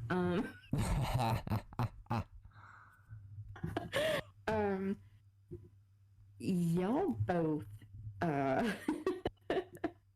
sound immature. Because, like, you can have valid feelings for many things, but, like, is it, like, a tip of the iceberg thing where it's, like, her reaction's, like, she's like, I'm allowed to call this my work husband, but if you had a work wife, and then, like, she was crying the rest of the night, it said? Yeah, that's what, like, bugs me, is that, like, then she recognized that there was, like, a lack of reciprocation there, of, like, respect for, like, what each other thinks is okay and not okay, or they weren't seeing eye to eye on that, and then she realized, oh, that would upset me, and then she clearly felt bad about it. Also, the thing is that that's such a very strong reaction to a hypothetical, where it's like, not trying to insinuate, but, like, is there something more going on emotionally that she hasn't realized yet with the work husband? Because then she realized it. Whenever cheaters are like, oh, like, you're the one cheating on me, and they're projecting whenever they're the ones that are actually cheating and, like, gaslighting their partner, that's like, what the fuck, dude? Like, I'm not cheating on you. Here's everything that I can show you. That's not. They're like, no, you're cheating on me for some reason, and it's like, no, but they're actually projecting the whole time. Like, but also, again, they're young, they're stupid. Like, work. Like, I feel like it's such a gray zone with, like, work lives and work. Alex, it's like we said, it just comes down to communication. Where it's like, I think if this was the first time around, where it's like, oh, my work husband, it's like, hey, you know, I'm, like, as a grown, mature-ass adult, you would be like, you know, I'm not a huge fan of that terminology, and moving forward, I would really appreciate if we didn't utilize that, because if I kept telling you about my work life, I feel like you might be uncomfortable with it as well, and or not, I don't know, but for me personally, this is a boundary that I want to set, because, like, but, like, maybe y'all should just break up, be single, grow, become mature adults, because it sounds like there's something else going on here that we're not aware of. Need more info. Oh no, she here's why okay, let me tell you what's going on here. So she asked me, are you podcasting still? And I was like, yeah, I am. And then she started doing this, and now she's sending more. And I was like, why are you doing this to me? And all I got back was a devil emoji and a whoops. Oh, that little vixen, I love it. Oh my god. Alright, Alex is in a dilemma. I know what to say. I'm playing along here.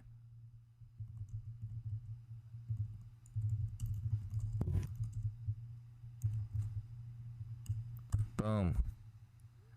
And did I send that to her, or did I send that to you by accident? No, I sent that to her. Thank God. Oh my God, that would have been so bad. Okay. I would have probably lost it, like laughing controllably. Oh my God, she's still going. Fuck. Okay. Anyways, the work wife thing is an interesting concept to me because like it can mean a couple of things in my eyes.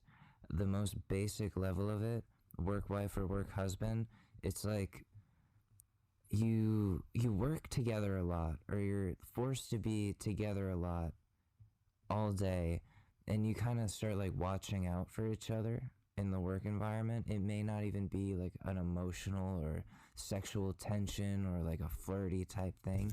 It could just be like someone you joke with all the time, and like you have each other's backs because that's part of like you guys' job roles. Like at my old job, I think my ex even referred to this lady as my work wife, like jokingly. Like I worked very closely with this very nice lady who's like our age, who is engaged now to her boyfriend. They were just boyfriend girlfriend back then. They've been together forever. Yes. Yeah, Mazel Tov. And there was no like sexual or like romantic chemistry there, but we were in each other's offices so often and calling each other all the time and like looking out for each other. And like I don't know, like my ex has been to my old job before, and has seen the way we are or the way we were, and it was like, oh yeah, like it's a little weird, but also like you work together a lot. And I'm like, yeah, I don't really know like what you want me to do about this. And she wasn't bothered by it, but she's like, yeah, that's your work wife. And I'm like, fuck, like don't call it that, please. Person and the people in the relationship communicating their boundary of what they like or what they don't like, and like you're like, oh, I don't like that. I don't like the terminology of it because it's like, I don't know. I think it might come down to where it's like, for me, like I've had work wives before where I'm like, yeah, that's my bitch. Like we're the only ones that actually talk to each other outside of work, or like we'll chit chat and we'll enjoy, like, it makes work a little easier, right? But like it just maybe it's more or less like, hey, there's someone in this workplace that I vibe with and I enjoy talking to, and it makes the workday a little less shitty. But I think it comes down to like the terminology must have spurred from a time where like, oh, a male and a female are friends in the office. What is this? A work relationship? Work wife? That has to be the conversation. Yeah. So I guess it has to be directly because in regards of the opposite sex, that it's like males and females can't be friends. What the fuck? Like, it's like it's just someone I vibe with and makes work a little less bad. But again, this is just a weird, young, stupid, not communicating, maybe a little bit of projecting. I don't know, but just break up. Just break up. You have time. You still have time in your life. You're in your early 20s. Don't be like us.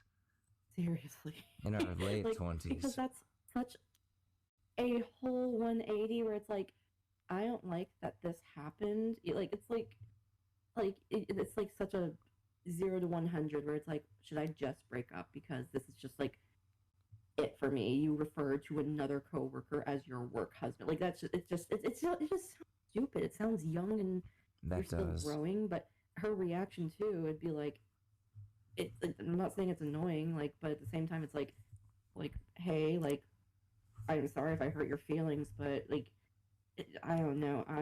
21 is such a shitty age. And again, if they were like more mature and they could just like, I don't know, talk it out, like that would be great. But maybe, yeah, they're both young and not mature enough for that type of thing. And like maybe she realized some things about like using that terminology that like whether they were subconscious or whatever, like I don't know, but geez, that's a whole fucking mess. It could be worse. At least she's not sleeping, to our knowledge, with the coworker and is pregnant with him and tries to pass off the baby as the boyfriend's baby. And it's like, what? That's it could true. be worse. But That's you know, also it's just very like, true. it's like, oh gosh, all the stupid fights I would get into when I was young. We in a society are so pressured into having relationships, or especially the concept of kids, where it's like your life will never be satisfied if you're not married or have kids because that's the way things are supposed to go. And then I'm like, it's just we honestly don't really preach or cherish about having time to ourselves and being single and developing relationships that aren't, romantic, where it's like your friendships, your colleagues, like it's just like you're 21. You're 21. You got your whole life ahead of you. Because I'm guilty of that as well. I remember being in high school, like, oh my gosh, I'm a loser. I guess no one ever wants to date because I didn't have a boyfriend in high school. I was never in a relationship until after high school. And, it's just like, I was like, I feel so stupid now. I feel so stupid where I'm like, I wasted so much time worrying about the most stupid shit whenever I could just literally be investing that somewhere else. I couldn't talk to girls for half of high school. I was incapable. So that took a while. But, once it happened, it happened. And things were good, but they were messy. Young and learning. Yeah. We're still in our 20s, baby. Yeah, we're still in our 20s. I'm the president. I'm 85, but at heart, I'm still in my 20s, folks. I have a work wife, and her name is America. Good morning, USA. I make sweet love to America every morning when I tell those strikers to stop striking. And don't start unions, because we are in America and don't fuck with that shit. What we want to do, we want to have your only wife be your work wife. You gotta work all day. For no money. And that's what being an American auto worker is all about. Is working for the man. Now, if you'll excuse me, I'm gonna go take a nap, eat some Jolly Ranchers, and read my favorite book, Very, Very Hungry Caterpillar. He was so hungry. I do not want that visual of Joe Biden sucking on a Jolly Rancher. I feel like it's just kind of like, oh, Joe. No. In his Thomas the Tank Engine pajamas. Oh. Gosh, no. I like trains, and I like when they have faces. Makes me feel like I could be a train when I grow up one day. Oh no. This is our president. It just feels believable. I want It to go for a ride on the train with the face. When can I do that? I thought this is why I've become president was so I could make Thomas the Tank Engine real. Yeah, I saw Alec Baldwin in that movie with him where he shot the train. Alec Baldwin was in the Thomas the Tank Engine movie when we were younger. What? Yeah, he plays Mr. There was a Conductor. movie? There was a in-theaters movie, Thomas and the Magic Railroad, starring Alec Baldwin. And, and he shot the bad train. And he said, oops. I didn't know that was a live round. And this is why we need gun control, folks, because Alec Baldwin is alive and well. He could be anywhere. Mitch McConnell. Mitch McConnell, Just all right. I'm not gonna say count your days because they're numbered. And that is not a threat. That is the truth because your brain keeps doing the Windows 95 thing. It's over for him. That's like, he's done that twice now. It's time to retire. Go off to the farm somewhere and just watch the sunset one final time. Time to go to the farm up north. It's time to go to the assisted living facility. Oh my gosh, I got one more story for that because I literally just refreshed my page and there's a brand new update on this story that I wanted to read to you. Oh hell and yeah! I haven't read it yet, but I read the original story. Do you want to hear it? Do you want to I'm hear down. the stories? Oh yeah, I'm down. It's me, Senator Ted Cruz. I love to hear stories of other people getting cheated on that aren't me. Aren't me getting cucked by my wife, my beautiful wife that I cannot sexually please. My daughters hate me. I put a post on Craigslist for my wife. Every woman in Texas and my wife and my daughters, they hate me. Fuck you, Ted Cruz. Count your days. Oh, no. Wait. Come on, manifesting. Wait, that we might have to get rid of. But this is for all... Jimmy Buffett's one thing, but an actual U.S. politician, we might have to redact that.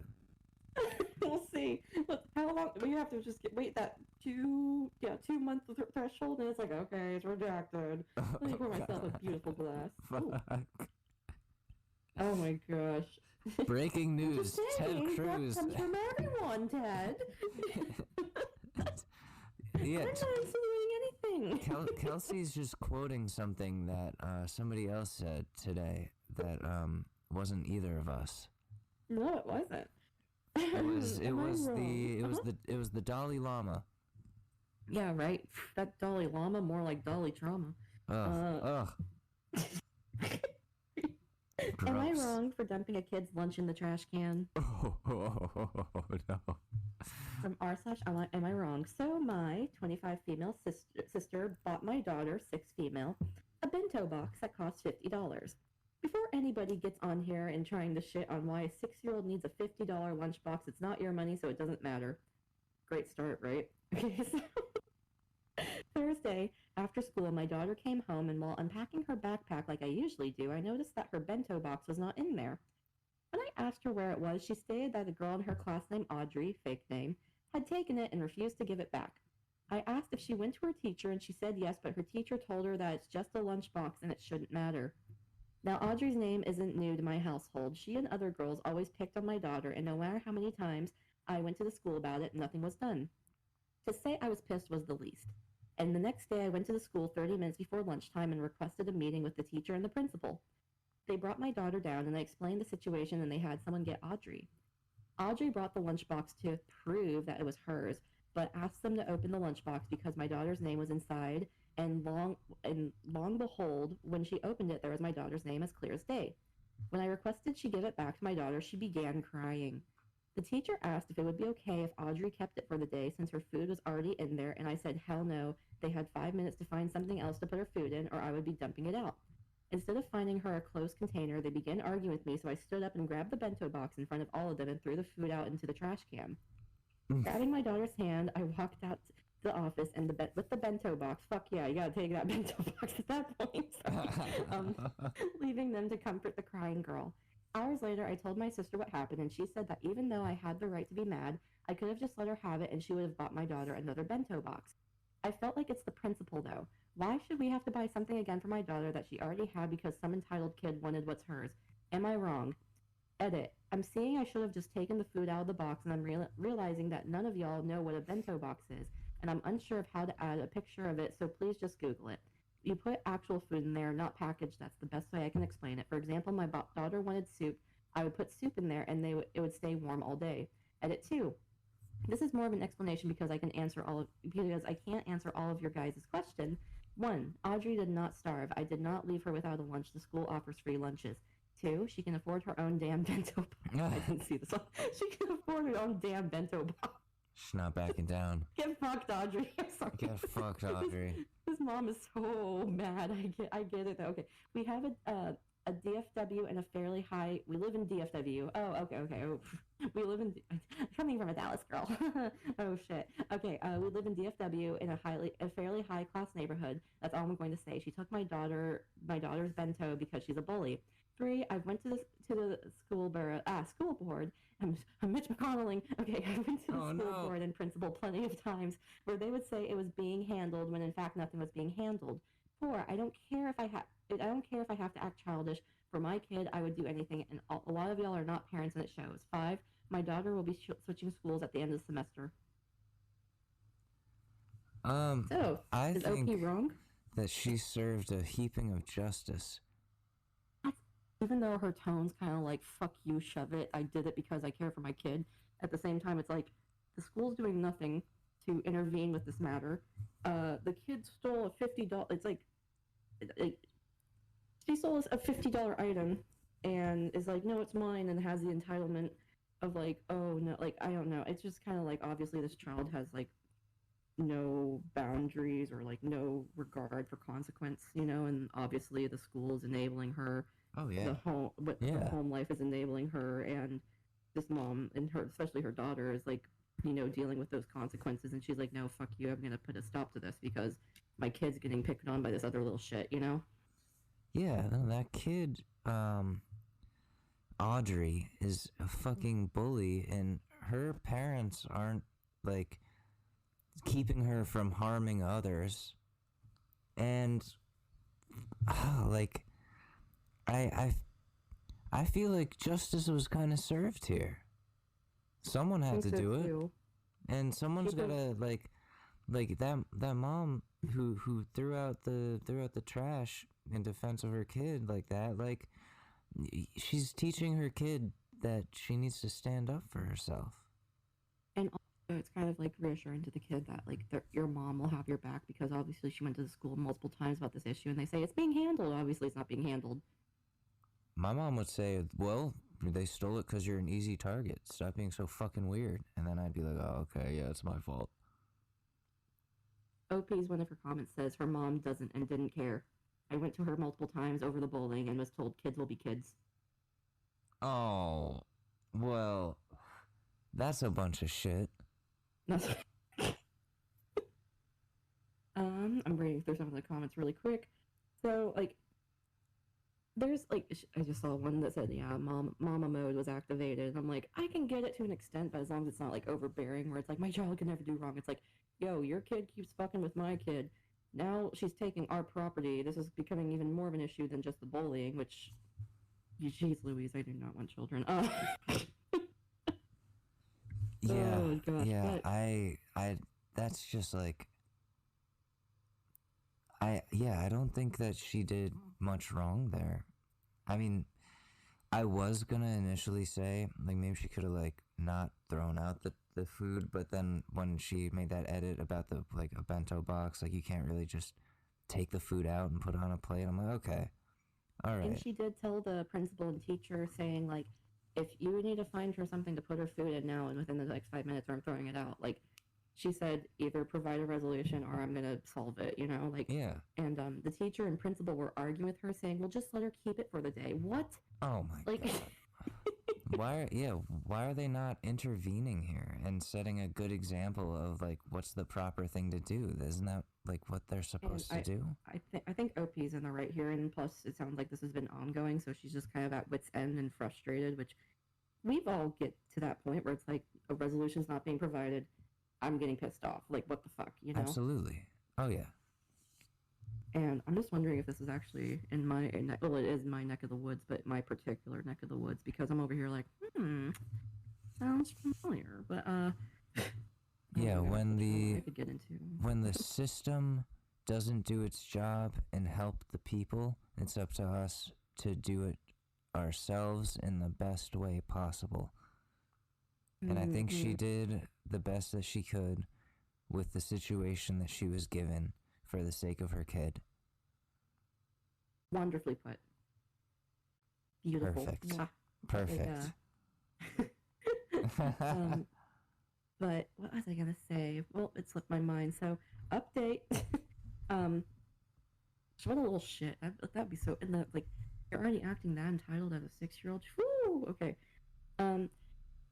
So, oh yeah, but what I was gonna say was that the sister saying, "Well, we could have just bought her another one, just let her keep it." It's like, no, like I get where OP's coming from. Where it's like, no, it's the principle of things. Where you're stealing my shit, get fucked. Like what?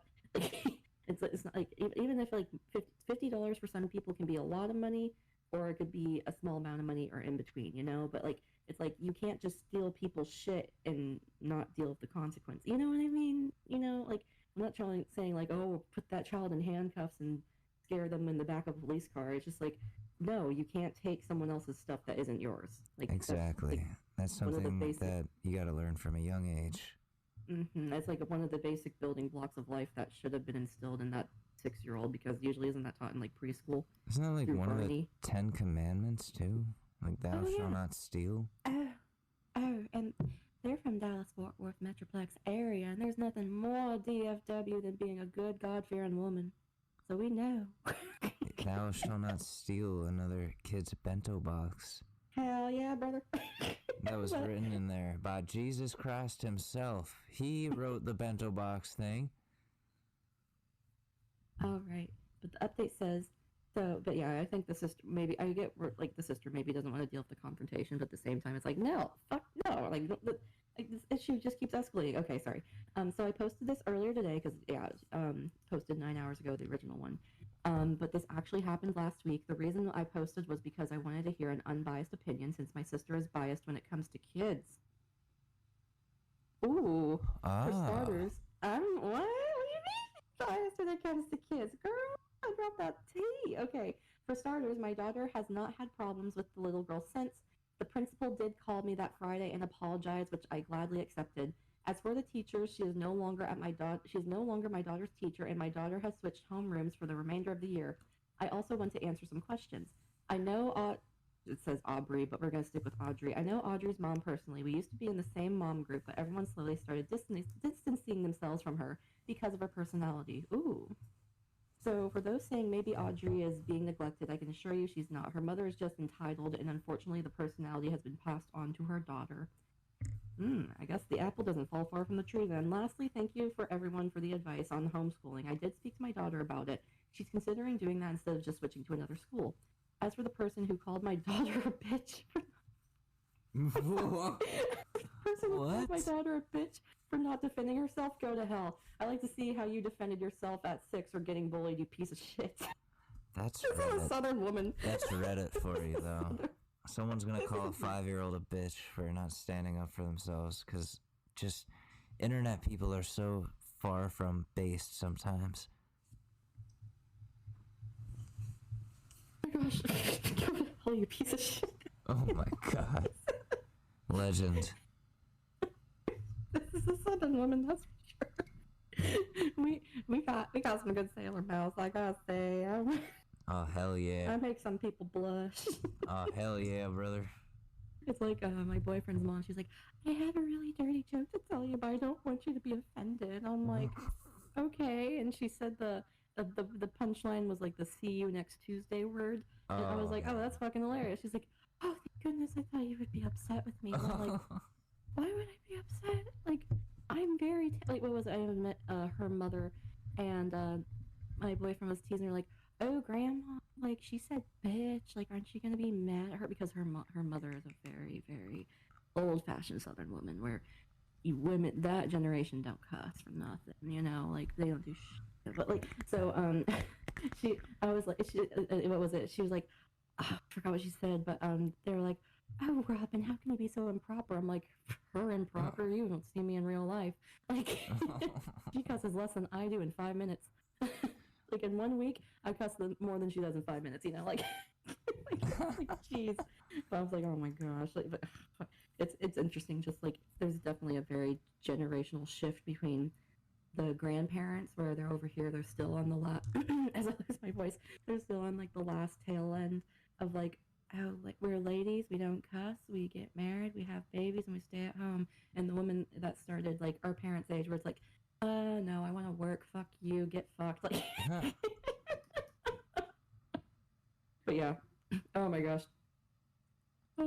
My cat has been crunching cookies into the microphone, and I'm like, why are you doing this here? Should we? So interesting. I just love Reddit. I know it's so bad. That was a good one, because, like, finally someone who ends up being in the right.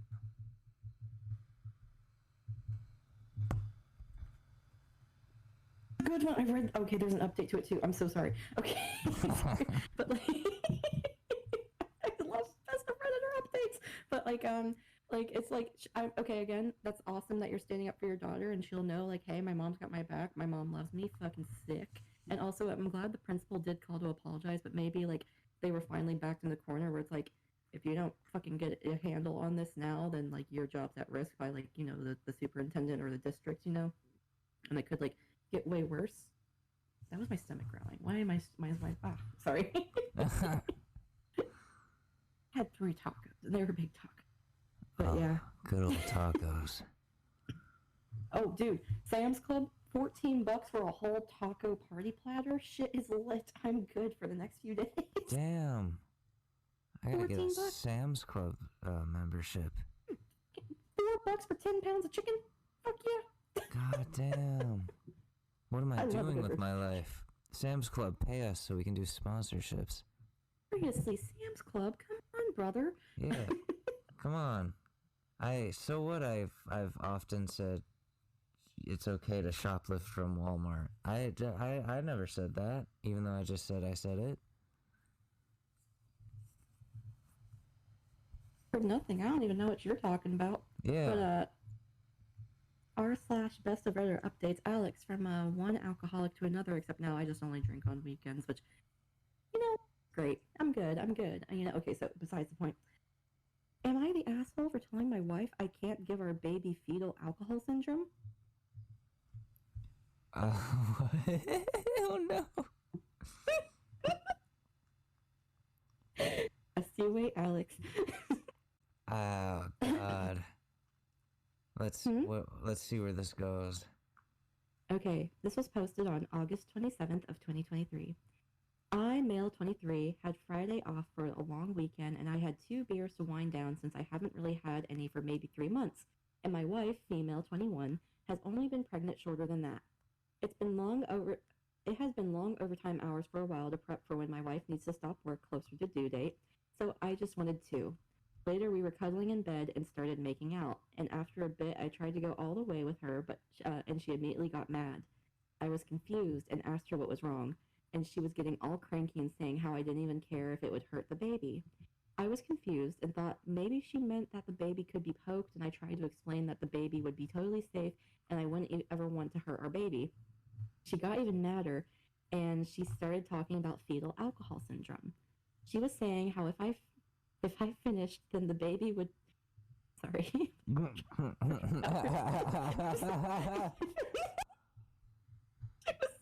sorry. Oh my gosh, okay. She was saying how if I finished, then the baby could take the alcohol and get fetal alcohol syndrome in her. I was so flabbergasted because that's definitely not how it works. And I even looked it up later, to be sure that I wasn't just stupid. Okay, okay, I'm sorry. But she said it would happen like that, and I tried to soothe her. Then it wasn't that it wasn't the case. I think I now should have said that it would be okay to not do it anyway if she was worried, because I don't want her stressing about the baby. But I didn't think of that then and tried to softly argue. Oh no. Softly. And she's pregnant and hormonal and. I tried to softly argue. About me not able to get the baby hurt like that, and she might have thought it was just me trying to get laid, even though I was soft about it. Oh my god. Honey, I wasn't hard. I was softly arguing. I wasn't hard arguing. She started crying about how I don't care at all again, and I tried to hug her, and she pushed me away and cried some more. I apologized a bunch and offered to show her proof online to calm her, and she just locked herself in the bathroom. I tried... babe, no, look, Dr. Google says otherwise, even though he is right in the situation. At the same time, it's just like, she's not thinking straight. Oh gosh, okay. She's thinking gay. She's thinking gay, folks. Not straight. Boys in the water straight in the freaking frogs gay. I'm sorry. I'm sorry. It's the most stupid meme ever. But I'm like, there's people out there that think like that. Okay, and just like how this woman thinks that this man can transfer fetal alcohol syndrome via his ejaculate. Okay, I apologize. What does she think what happens whenever drunk people hook up and they have a whoopsie baby? It's like, is it automatically... Okay, never mind. This is too... Okay, be a lot of dead babies. I'm just saying. I apologized a bunch and offered to show her a proof online to calm her, and she has locked herself in the bathroom.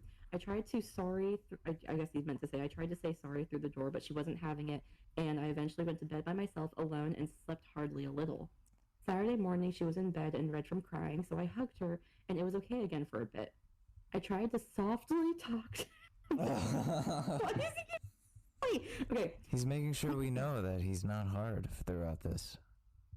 Because that would be disrespectful. I'm softly talking to you with my very, very soft penis, honey. I swear. Sorry. She's just like, your pants are still off, Jared. Put some pants on. It's disgusting. You're wearing the fucking boxers with the broken fucking button where your dick pokes out all the time. It's your sex boxers, Jared. I know your sex boxers.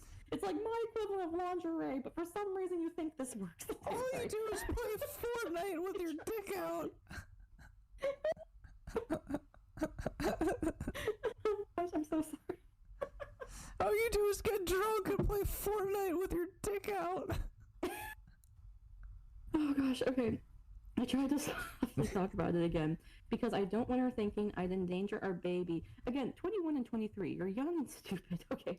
But she got upset, and I admit I kept talking. I was confused. She was never like this ever before, and usually if I softly talk about it and listen to her all the way and don't make her feel silly, then she listens to me all the way too, and we solve it. I don't think we even had a fight before, but I thought it would be like before, and she says I'm not educated enough to know the truth because I work in a warehouse, and I admit it upset me. Oh, I guess the soft talk's going away. Oh, now he's getting hard. Now he's getting hard talk. She was grown up, sheltered, and that's why doesn't know, but I would never say that to hurt her, and I'm hurt she'd say that. I said, does she really want not... this fucking, again, punctuation. Okay. I said she really want not to talk about it, and she said an empathetic yes. So I've been giving room, and she keeps crying quietly on other parts of the house. I'm worried now she's mad at me for not going to college. What? Oh, no. I'm worried now she's mad at me for not going to college. It's quiet right now. So should I just let her... I was wrong. So should I just let her know I was wrong? I'm just adding words in here, and not try to start trying if I drink again before the baby comes. Am I the asshole? Oh, that was hard to get through at the last second there. Well, but like, so, see, I don't know enough about like conception and stuff, but like, if he's saying that everybody online says that you can't get fetal alcohol syndrome from that, and if the baby's already been conceived, and I don't think that like the baby's gonna like drink the sperm. Like they encourage having sex during the pregnancy. It's That more or less that I close to the end learned. because the product. I wonder how much I can get away Yeah, with. and the baby's not The- drinking the cum. No, but it's more encouraged towards later in the pregnancy because the ejaculate helps soften and lubricate the cervix, which encourages like especially later down the line where it's like apparently it can kind of help induce labor because it's softening the cervix in some sort of manner. Probably because semen is actually pretty acidic, I think. But like, let's just like you don't process alcohol through the testicles. Like you don't process that's through the liver, the kidneys. If he was maybe I don't know a handle deep in vodka and maybe it didn't which also you should not be drinking a handle of fucking vodka. Yeah, that's a lot. But like if he was peeing in you, maybe, and that's a very but that's after it's been processed through the liver and kidneys, and so that's leftover. Actually, did you know that pee is just leftover blood cells that's been processed through your body? So your urine is not just like, oh, it's water or liquid that I drank that was processed through my stomach. No, it's just your blood cells, dead blood cells. She's like, listen, we all know pee is stored in the balls. You gotta be careful, honey. He's like, what? Oh, sure, pee is stored in the balls. But yeah, no, it's like, what the fuck? Okay, but so the person that posted this on Boru said, someone said, not the asshole, but your wife needs to go back and take a basic biology class. And so, like you said earlier, she was sheltered growing up, and OP said her mom waived her from some of them to try and keep her from being fast. So she has read some books to cover missed classes, but just might not have read about this. Well, it didn't work because you guys are 21 and 23 and having a kid. And someone also followed up saying, what the fuck does being fast mean in school? Like she didn't want her to skip a grade, then just keep her in the one class meant for the specific grade. I'm so confused on what that means. Being fast is an older slang for loose, promiscuous, wanton. I don't know what that means. OP said fast means whore, but it's a more polite way to say it. She thought her daughter would have sex indiscriminately. I guess constant sex, which she calls being fast. And it seems rude to say whore. Someone also said, I would also talk to her doctor about classes that you guys can take together to help with her fears, whether they are rational or irrational, and it would help educate her about pregnancy and the emotional and bodily changes she's going to be going through. She doesn't wait. Okay, OP said, I will think of this thing. I will also do this, thanks. Sometimes I only drink 3 times a year, but really never more than maybe 6 times a year. Damn! Alex, is this what normal people are like? Because I can't relate. I have no idea. Like, I wish I knew what a healthy drinking regimen was. Ooh, my favorite go-to right now, not sponsored, but you know, hey, Recess the Beverages, sponsor a bitch because I love your shit.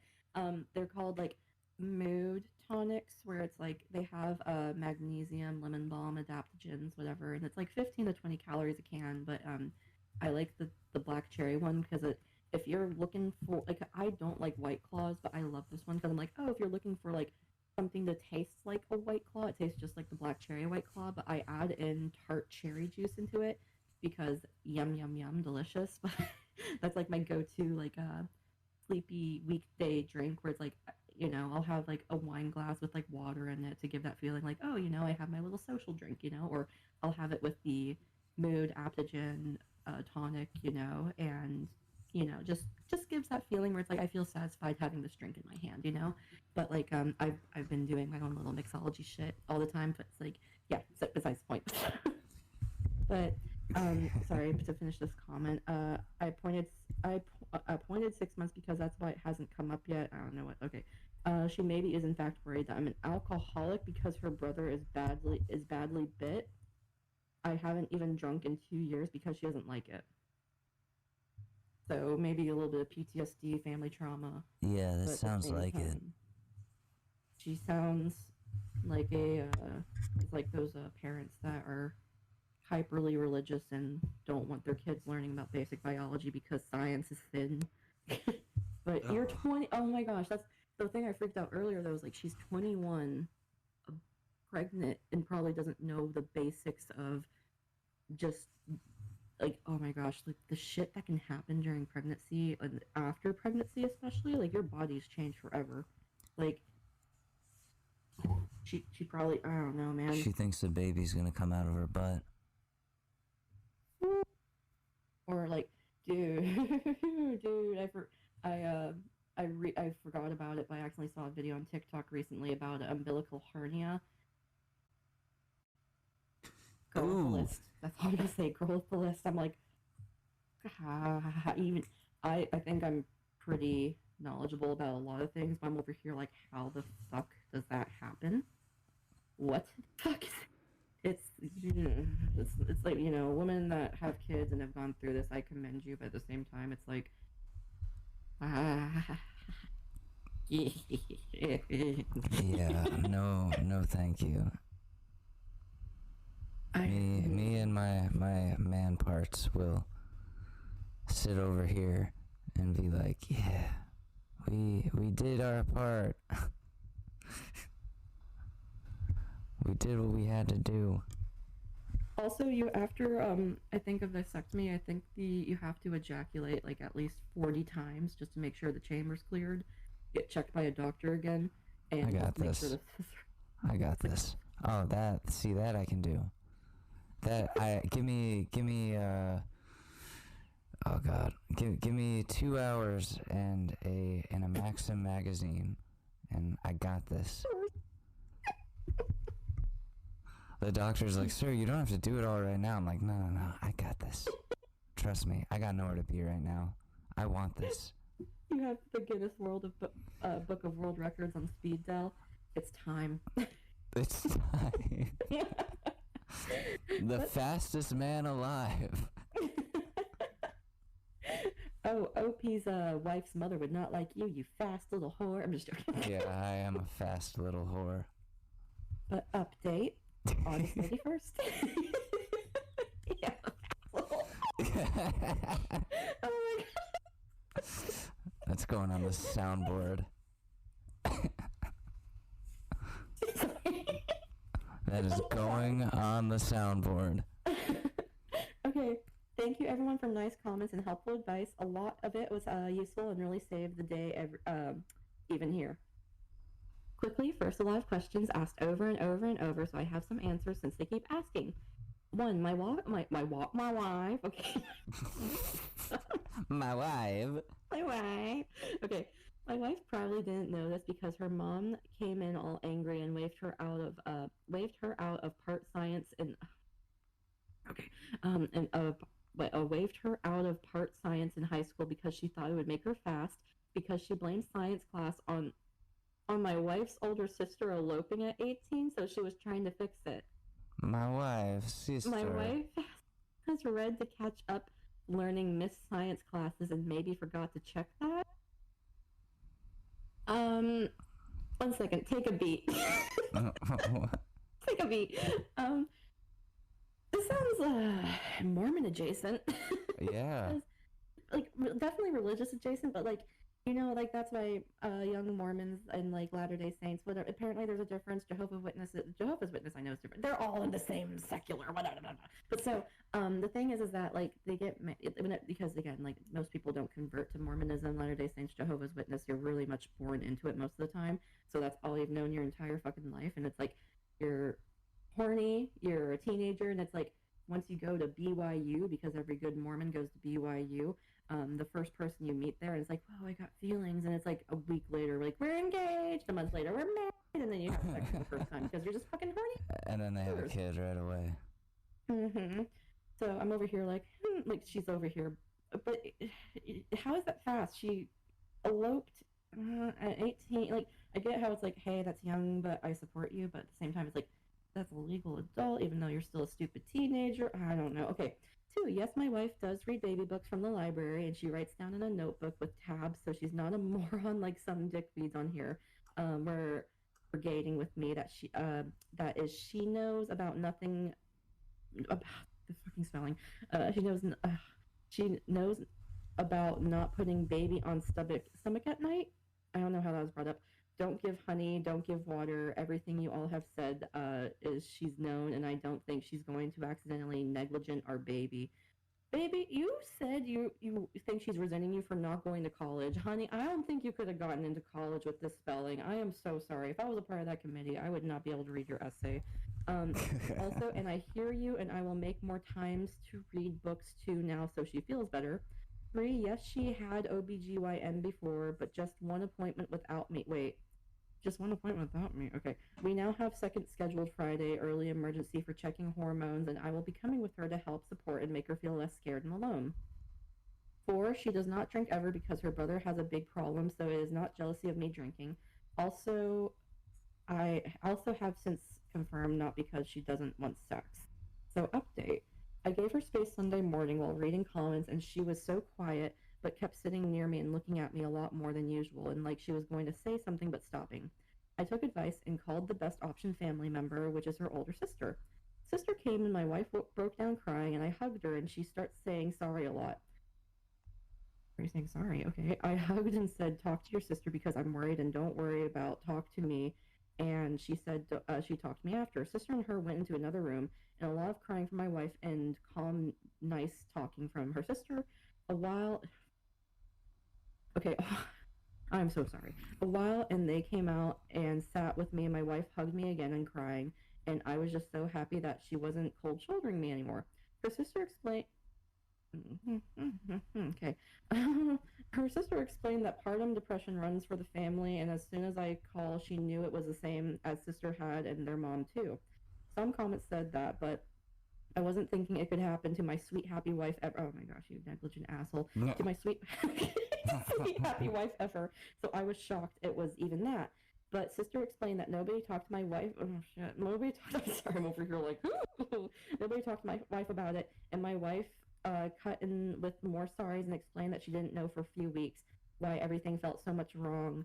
And she was panicking while I was all day gone doing overtime and didn't want to bother me and just bottled. And I told her I want to go to OBGYN together and wanted to call next day, Monday, to go together and talk about how to help, and she cried and agreed she needs help.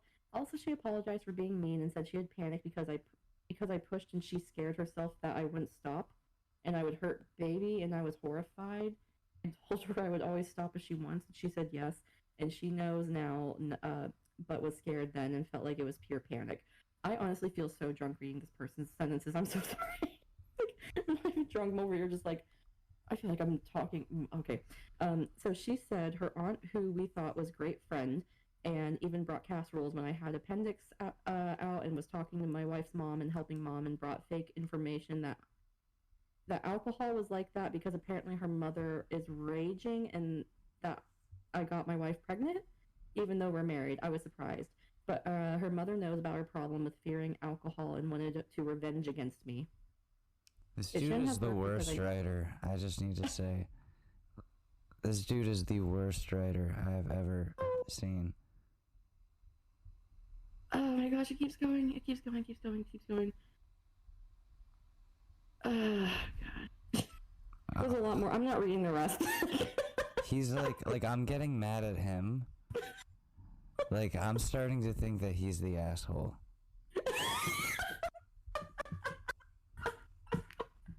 I didn't think it was this bad. He is the asshole for doing this. But it's like you're gonna tell your wife how her body works, and you can't even write a sentence. She resents him for not going to college. He should have gone to college. I resent him. I resent him for not going to college now. I resent him for not doing well in high school, apparently. Someone failed him. I'm just literally skimming through. Mother-in-law thinks he's an alcoholic because he works a blue-collar job. So mother-in-law and aunt, pretty much, because the mom was mad that he got her pregnant even though they're married. Crying, apologizing. I checked that she didn't want me to have sex, and now she was horrified. Now she wants. Oh my gosh, they're 21 and 23. They're young and stupid. They're very young and very stupid. Yes. Very stupid. Oh, jeez Louise. What's the first comment? This is why we should science people.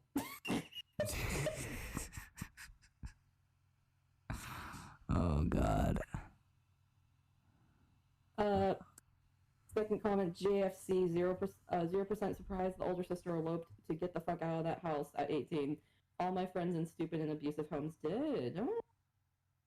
Next comment after that, possible abuse getting married too young versus definite intellectual abuse from staying home. Any potential partner looks better than being stuck. Dan.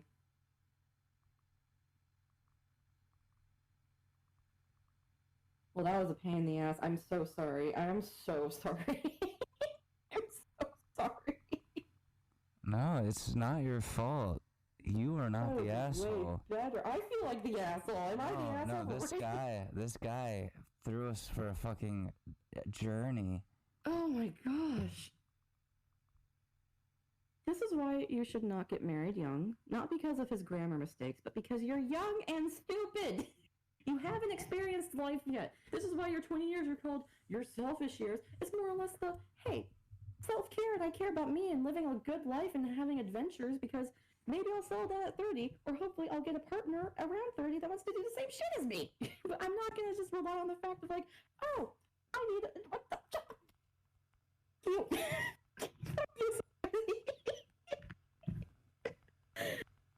They're so young, they're so stupid. They're so young, Alex. Yeah, they, oh my God, 21, 23, homie can't spell, she doesn't know how her body works. The future is fucked, is what I'm learning. This is fucking idiocracy. This is the plotline for idiocracy. And our president is reading The Very Hungry Caterpillar to himself. There's a caterpillar. He was hungry, and you know I think we could all learn something from the caterpillar, folks. That when you're hungry, you gotta eat, and when you eat, you could turn into a butterfly. So be careful. Gotta get the nutrients from them delicious nom-noms, and then you might grow to be a beautiful, beautiful butterfly. You will become a butterfly if you don't eat Monsanto. Do you think butterflies are made out of butter? How do you think we get the butter? You turn into a butterfly, and then when we milk you. That's how you get all that butter from butterflies. Yeah, folks. And what we're gonna do in my America, we're gonna milk as many butterflies as we can.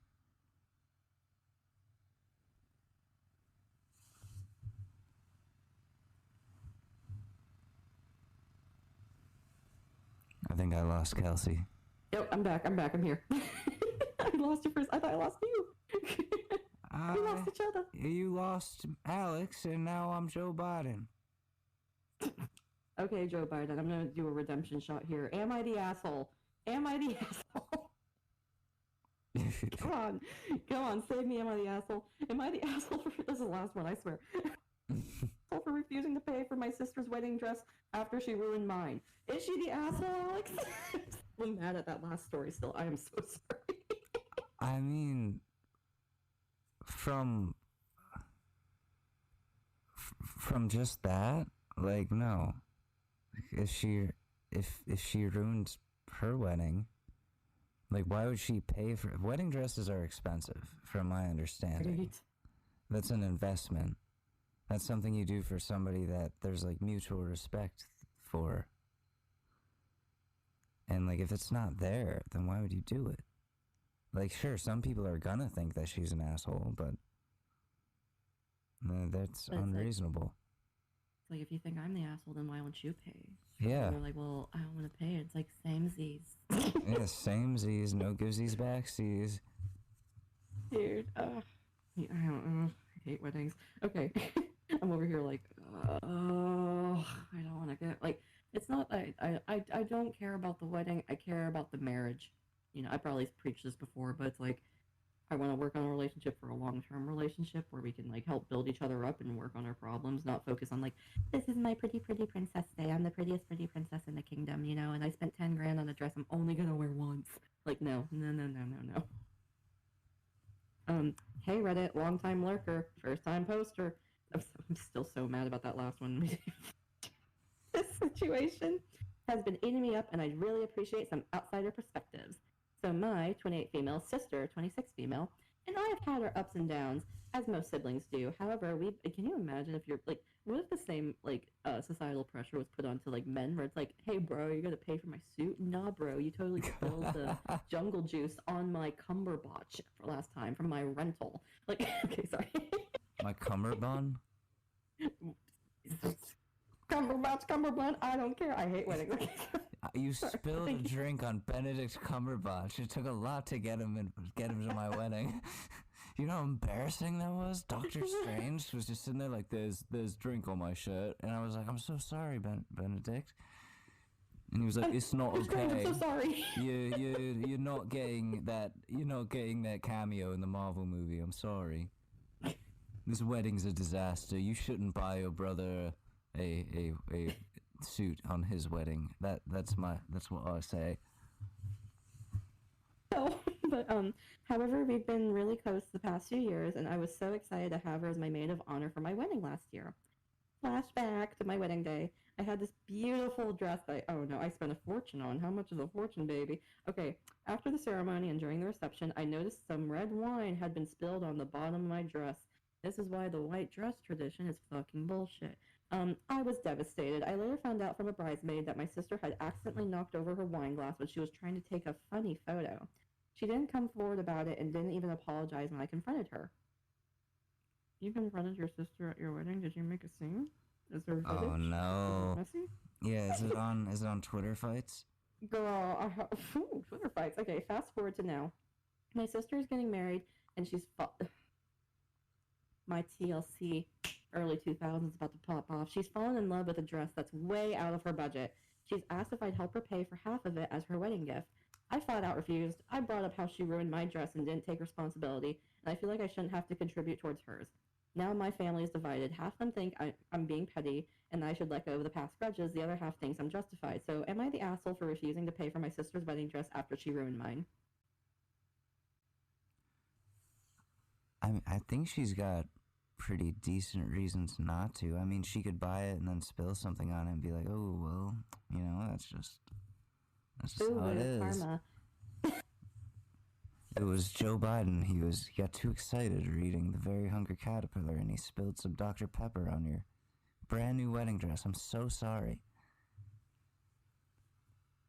Is it karma? I don't know. All I know is the doctor's in the house. I'm going through the comments, and they bring up a really good point. I'm not the asshole. The whole background of what happened to your dress at your wedding is irrelevant. You are not obligated to dress your adult sister. And the next comment after that was, I don't understand why she'd ask you to pay for a dress even if she didn't ruin your wedding dress. Not the asshole. So more or less, it's like,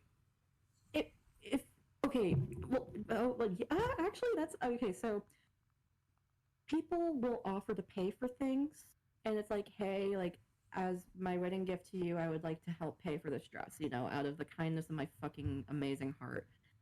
But it's kind of like not common for the bride to be like, well, hey, how about you just pay the half of this for me and it'll count as your wedding gift? Like, maybe if they had a relationship like that, sure, but like, you shouldn't ask people to pay for something or be upset when they say no, where it's like, if I ask my dad, hey dad, can you get me a new car? And he said no, I'm not gonna be like, well, why? Like, Daddy, why am I not getting a brand new Corvette? I'm sorry, I'm sorry. And he's just like, because you blew up my car. You put fucking diesel in the Corvette. You crashed my Corvette into Jimmy Buffett's Margaritaville. How am I gonna live this down? They even took pictures from the accident and put it on the walls as a part of their tacky, like their tacky design on the new Margaritaville, where it's like, look at the old Margaritaville. Now we got a new Margaritaville because of this bitch. Jimmy Buffett made a whole song about it. Corvette crashing in the Margaritaville. Now this dad isn't gonna buy his kid a car. Do, do, do, do. Yeah. In the way in a Subaru Baja. Boom, boom, boom. And it's all my fault. Do, do, do, do, do. R.I.P. To half the family that thinks you're being petty, tell them to pay for it so they're concerned about her. If they're so concerned about her dress, not your problem. So I think most of the people are saying not the asshole because they're like, it's not her responsibility. And like past aside, it's like I get where she's still lingering, but at the same time, it's like, well, like you're not obliged. Like if you for me, it's like if you offered, kind of, yeah, but like the bride asked deliberately, like, hey, this can count as the wedding gift if you pay half the bits. Okay, if TLC has taught me something, don't try on a fucking wedding dress that's beyond your budget. Because that's how you get screwed every time. Every time. You're not, that's TLC rule number 1 on Bride's Day, Fridays Days. Like, what? Don't try on a dress over your budget. You're gonna fall in love with it, and you can't have it. You can't fucking afford it. And then it becomes everyone's problem. It's like, oh, I like the dress. Can someone help me? And it's like, people might be nice and offer, and it might not be enough money, and you're not going to get a fucking dress, and then everything's else going to be ruined because apparently everything all matters. Your life led up to your fucking wedding day. The wedding industry. Yeah, it's just one day. You're going to spend the rest of your life with that person. Sorry, as I'm making noise. Yeah, it's like, I don't know, man. I want to be married, but really don't care about the wedding. Yeah, I just like, if that day ever comes, I want it to be a small one, like fun, but not like a crazy like $50,000 extravaganza for like one night. You know the fucked up part? That's on the low end of shit now. Fuck. That's the low. I know. It's insane. That's upsetting. Ceremony. That's upsetting. I know. You could buy a whole car. Mm-hmm. People spend, what was it? Let me do a quick little Googling. What's the average cost of a wedding nowadays? Oh my gosh, I can't type. The average, oh my gosh. My phone, she's on, don't tell her I said this, but yeah, she's on her last legs. I need to get an update soon. You can get married at Margaritaville. Oh my gosh, Alex! So apparently they're saying the average is $30,000 in 2022.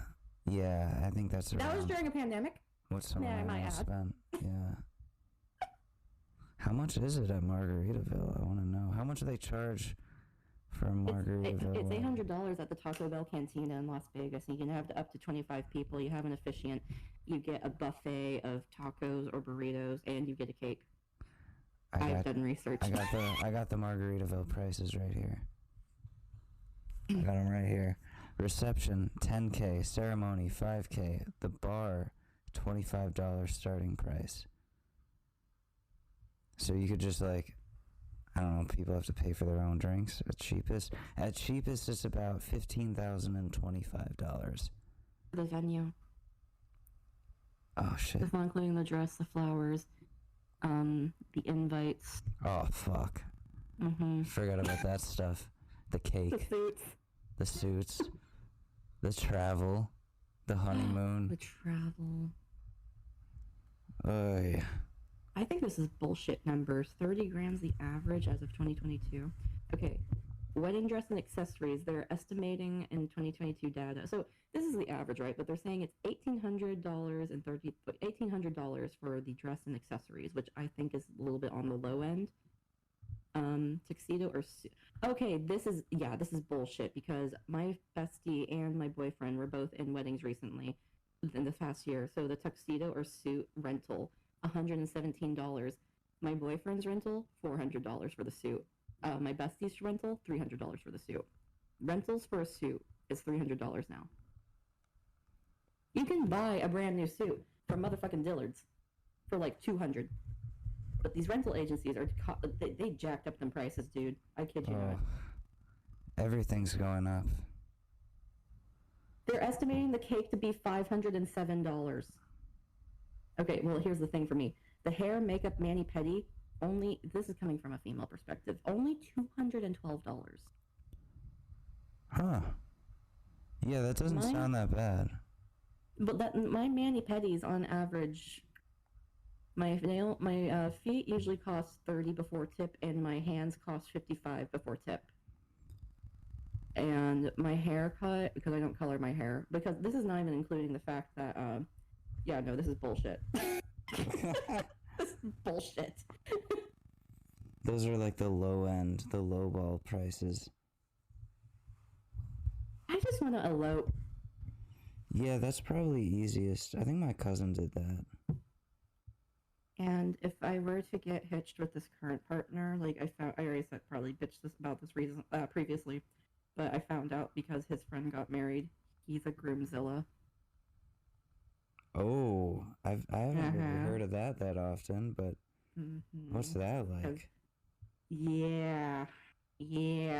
So, yeah. I'll have to deal with that circus when it comes to town, but he was like, you have to invite everyone. I feel like people that probably still are listening, they're like, why is this girl dating this guy? Do you think I know? I just enjoy his company. I love him. He's my asshole. But like, but the thing is that like, he's like, you have to invite everyone, like your entire family, everyone you ever met, all your friends. And I'm like, who do you think is paying for this? Who the fuck do you think is paying for this? And he's like, well, the thing, like, but the thing is, he's like, well, that way, the more people you invite, that means the more money and more gifts you get. And I'm like, the reason why people give you money at the wedding is to cover their cost of their plate. So the average would be they would like pay $50 per person. So they're trying to recoup not to profit off the wedding, but to just hit the balance, like just meet ends meet, You're not profiting. You're still spending more money. Exactly. So I'm just over here like, my ideal wedding, small as fuck. Like, gosh, no kids at all, obviously. I don't even want my parents at my wedding. I don't want them to see me kiss my partner. Ew. So awkward. Weddings are like, where it's like, where it's like, oh, we know what you're gonna be doing tonight. Oh, yeah, that's... I don't need that. I don't need that. I'll do it in an undisclosed location. I'll do it in the Situation Room of the White House. Which tradition is that? I think it's within Jewish... in Jewish tradition, like after the wedding, traditionally speak. Again, I'm not Jewish or anything, but also this is going off of like hearsay of what I've seen, where traditionally speaking, after the ceremony at of a Jewish wedding, the man and wife, they would go to I remember I've seen this in multiple documentaries and also through like this one famous comedian couple that she converted for him, but the rabbi and some other person, a designated male, the husband and wife, this is traditionally speaking, they're supposed to spend first time together alone by themselves in a room after the ceremony. And the rabbi would go into the room and the designated male would go into the room to check out to make sure there's no one else in the room. And that's whenever like they would like leave and let the couple be alone for the first time, because traditionally speaking, they were never like, they were courting. They would have to have like a, not a sponsor, but like a chaperone, and like that's not as commonly practiced anymore. But I like don't fuck originally with that. Huh? I don't fuck with that.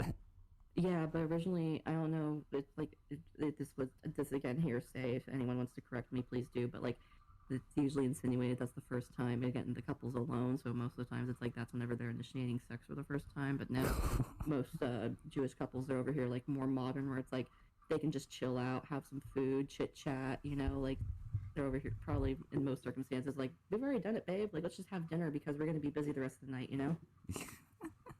The rabbi just being like, I'm just making sure you're not fucking. Oh no, back in the day it's like, now's the time to consummate the marriage, but now it's like, we're going to have dinner and chill out before we have to deal with like this whole circus. Should convert. I've considered it. Oh my god. Jesus was a Jew. He was. That's true. That is true. I always, with my religious and spiritual values, I'm always here, like, even though I'm more of Christianity, I definitely like to observe Jewish, like, spirituality, religion, and tradition, because I'm like, Jesus was a Jew just because he created Christianity. I feel like they're both like, hey, we're siblings, not cousins. We gotta respect each other. I don't know, I find it fascinating, but that's just me. Alex, where can people find you? Because I just keep rambling, and I know we can keep rambling forever, but... Oh shit, yeah, how long have we been? Oh my god, 2 hours and 51 minutes. Where can people find me? Here. You can find me here. Or you can find me on TikTok at Alex Mador. Instagram, same thing. Twitter, Alex_Mador. Kelsey, where can the folks out there find you? About on the internet. Kelsey A-Y-Y-E. So, just me. Maybe I'll start posting on TikTok now because I'm like, you know, need a hobby. May as well start posting cooking videos online. Why the fuck not? Hell yeah. Put that sriracha in that kimchi. Please. Sriracha kraut. Sriracha That's the gentrified kraut. name for it. Let's do it. I want to make that now. That sounds really good. I'll send you the kraut I use because it's bomb as fuck. Oh, hell yeah. Okay. And you can find me on Twitter at Joe Biden. The official president of the United States Twitter handle. Wow. That is Wow. my username is actually Joe Biden. So any problems you have with the podcast, just tweet it at him, please. Joe Biden. All right. I gotta get to editing this.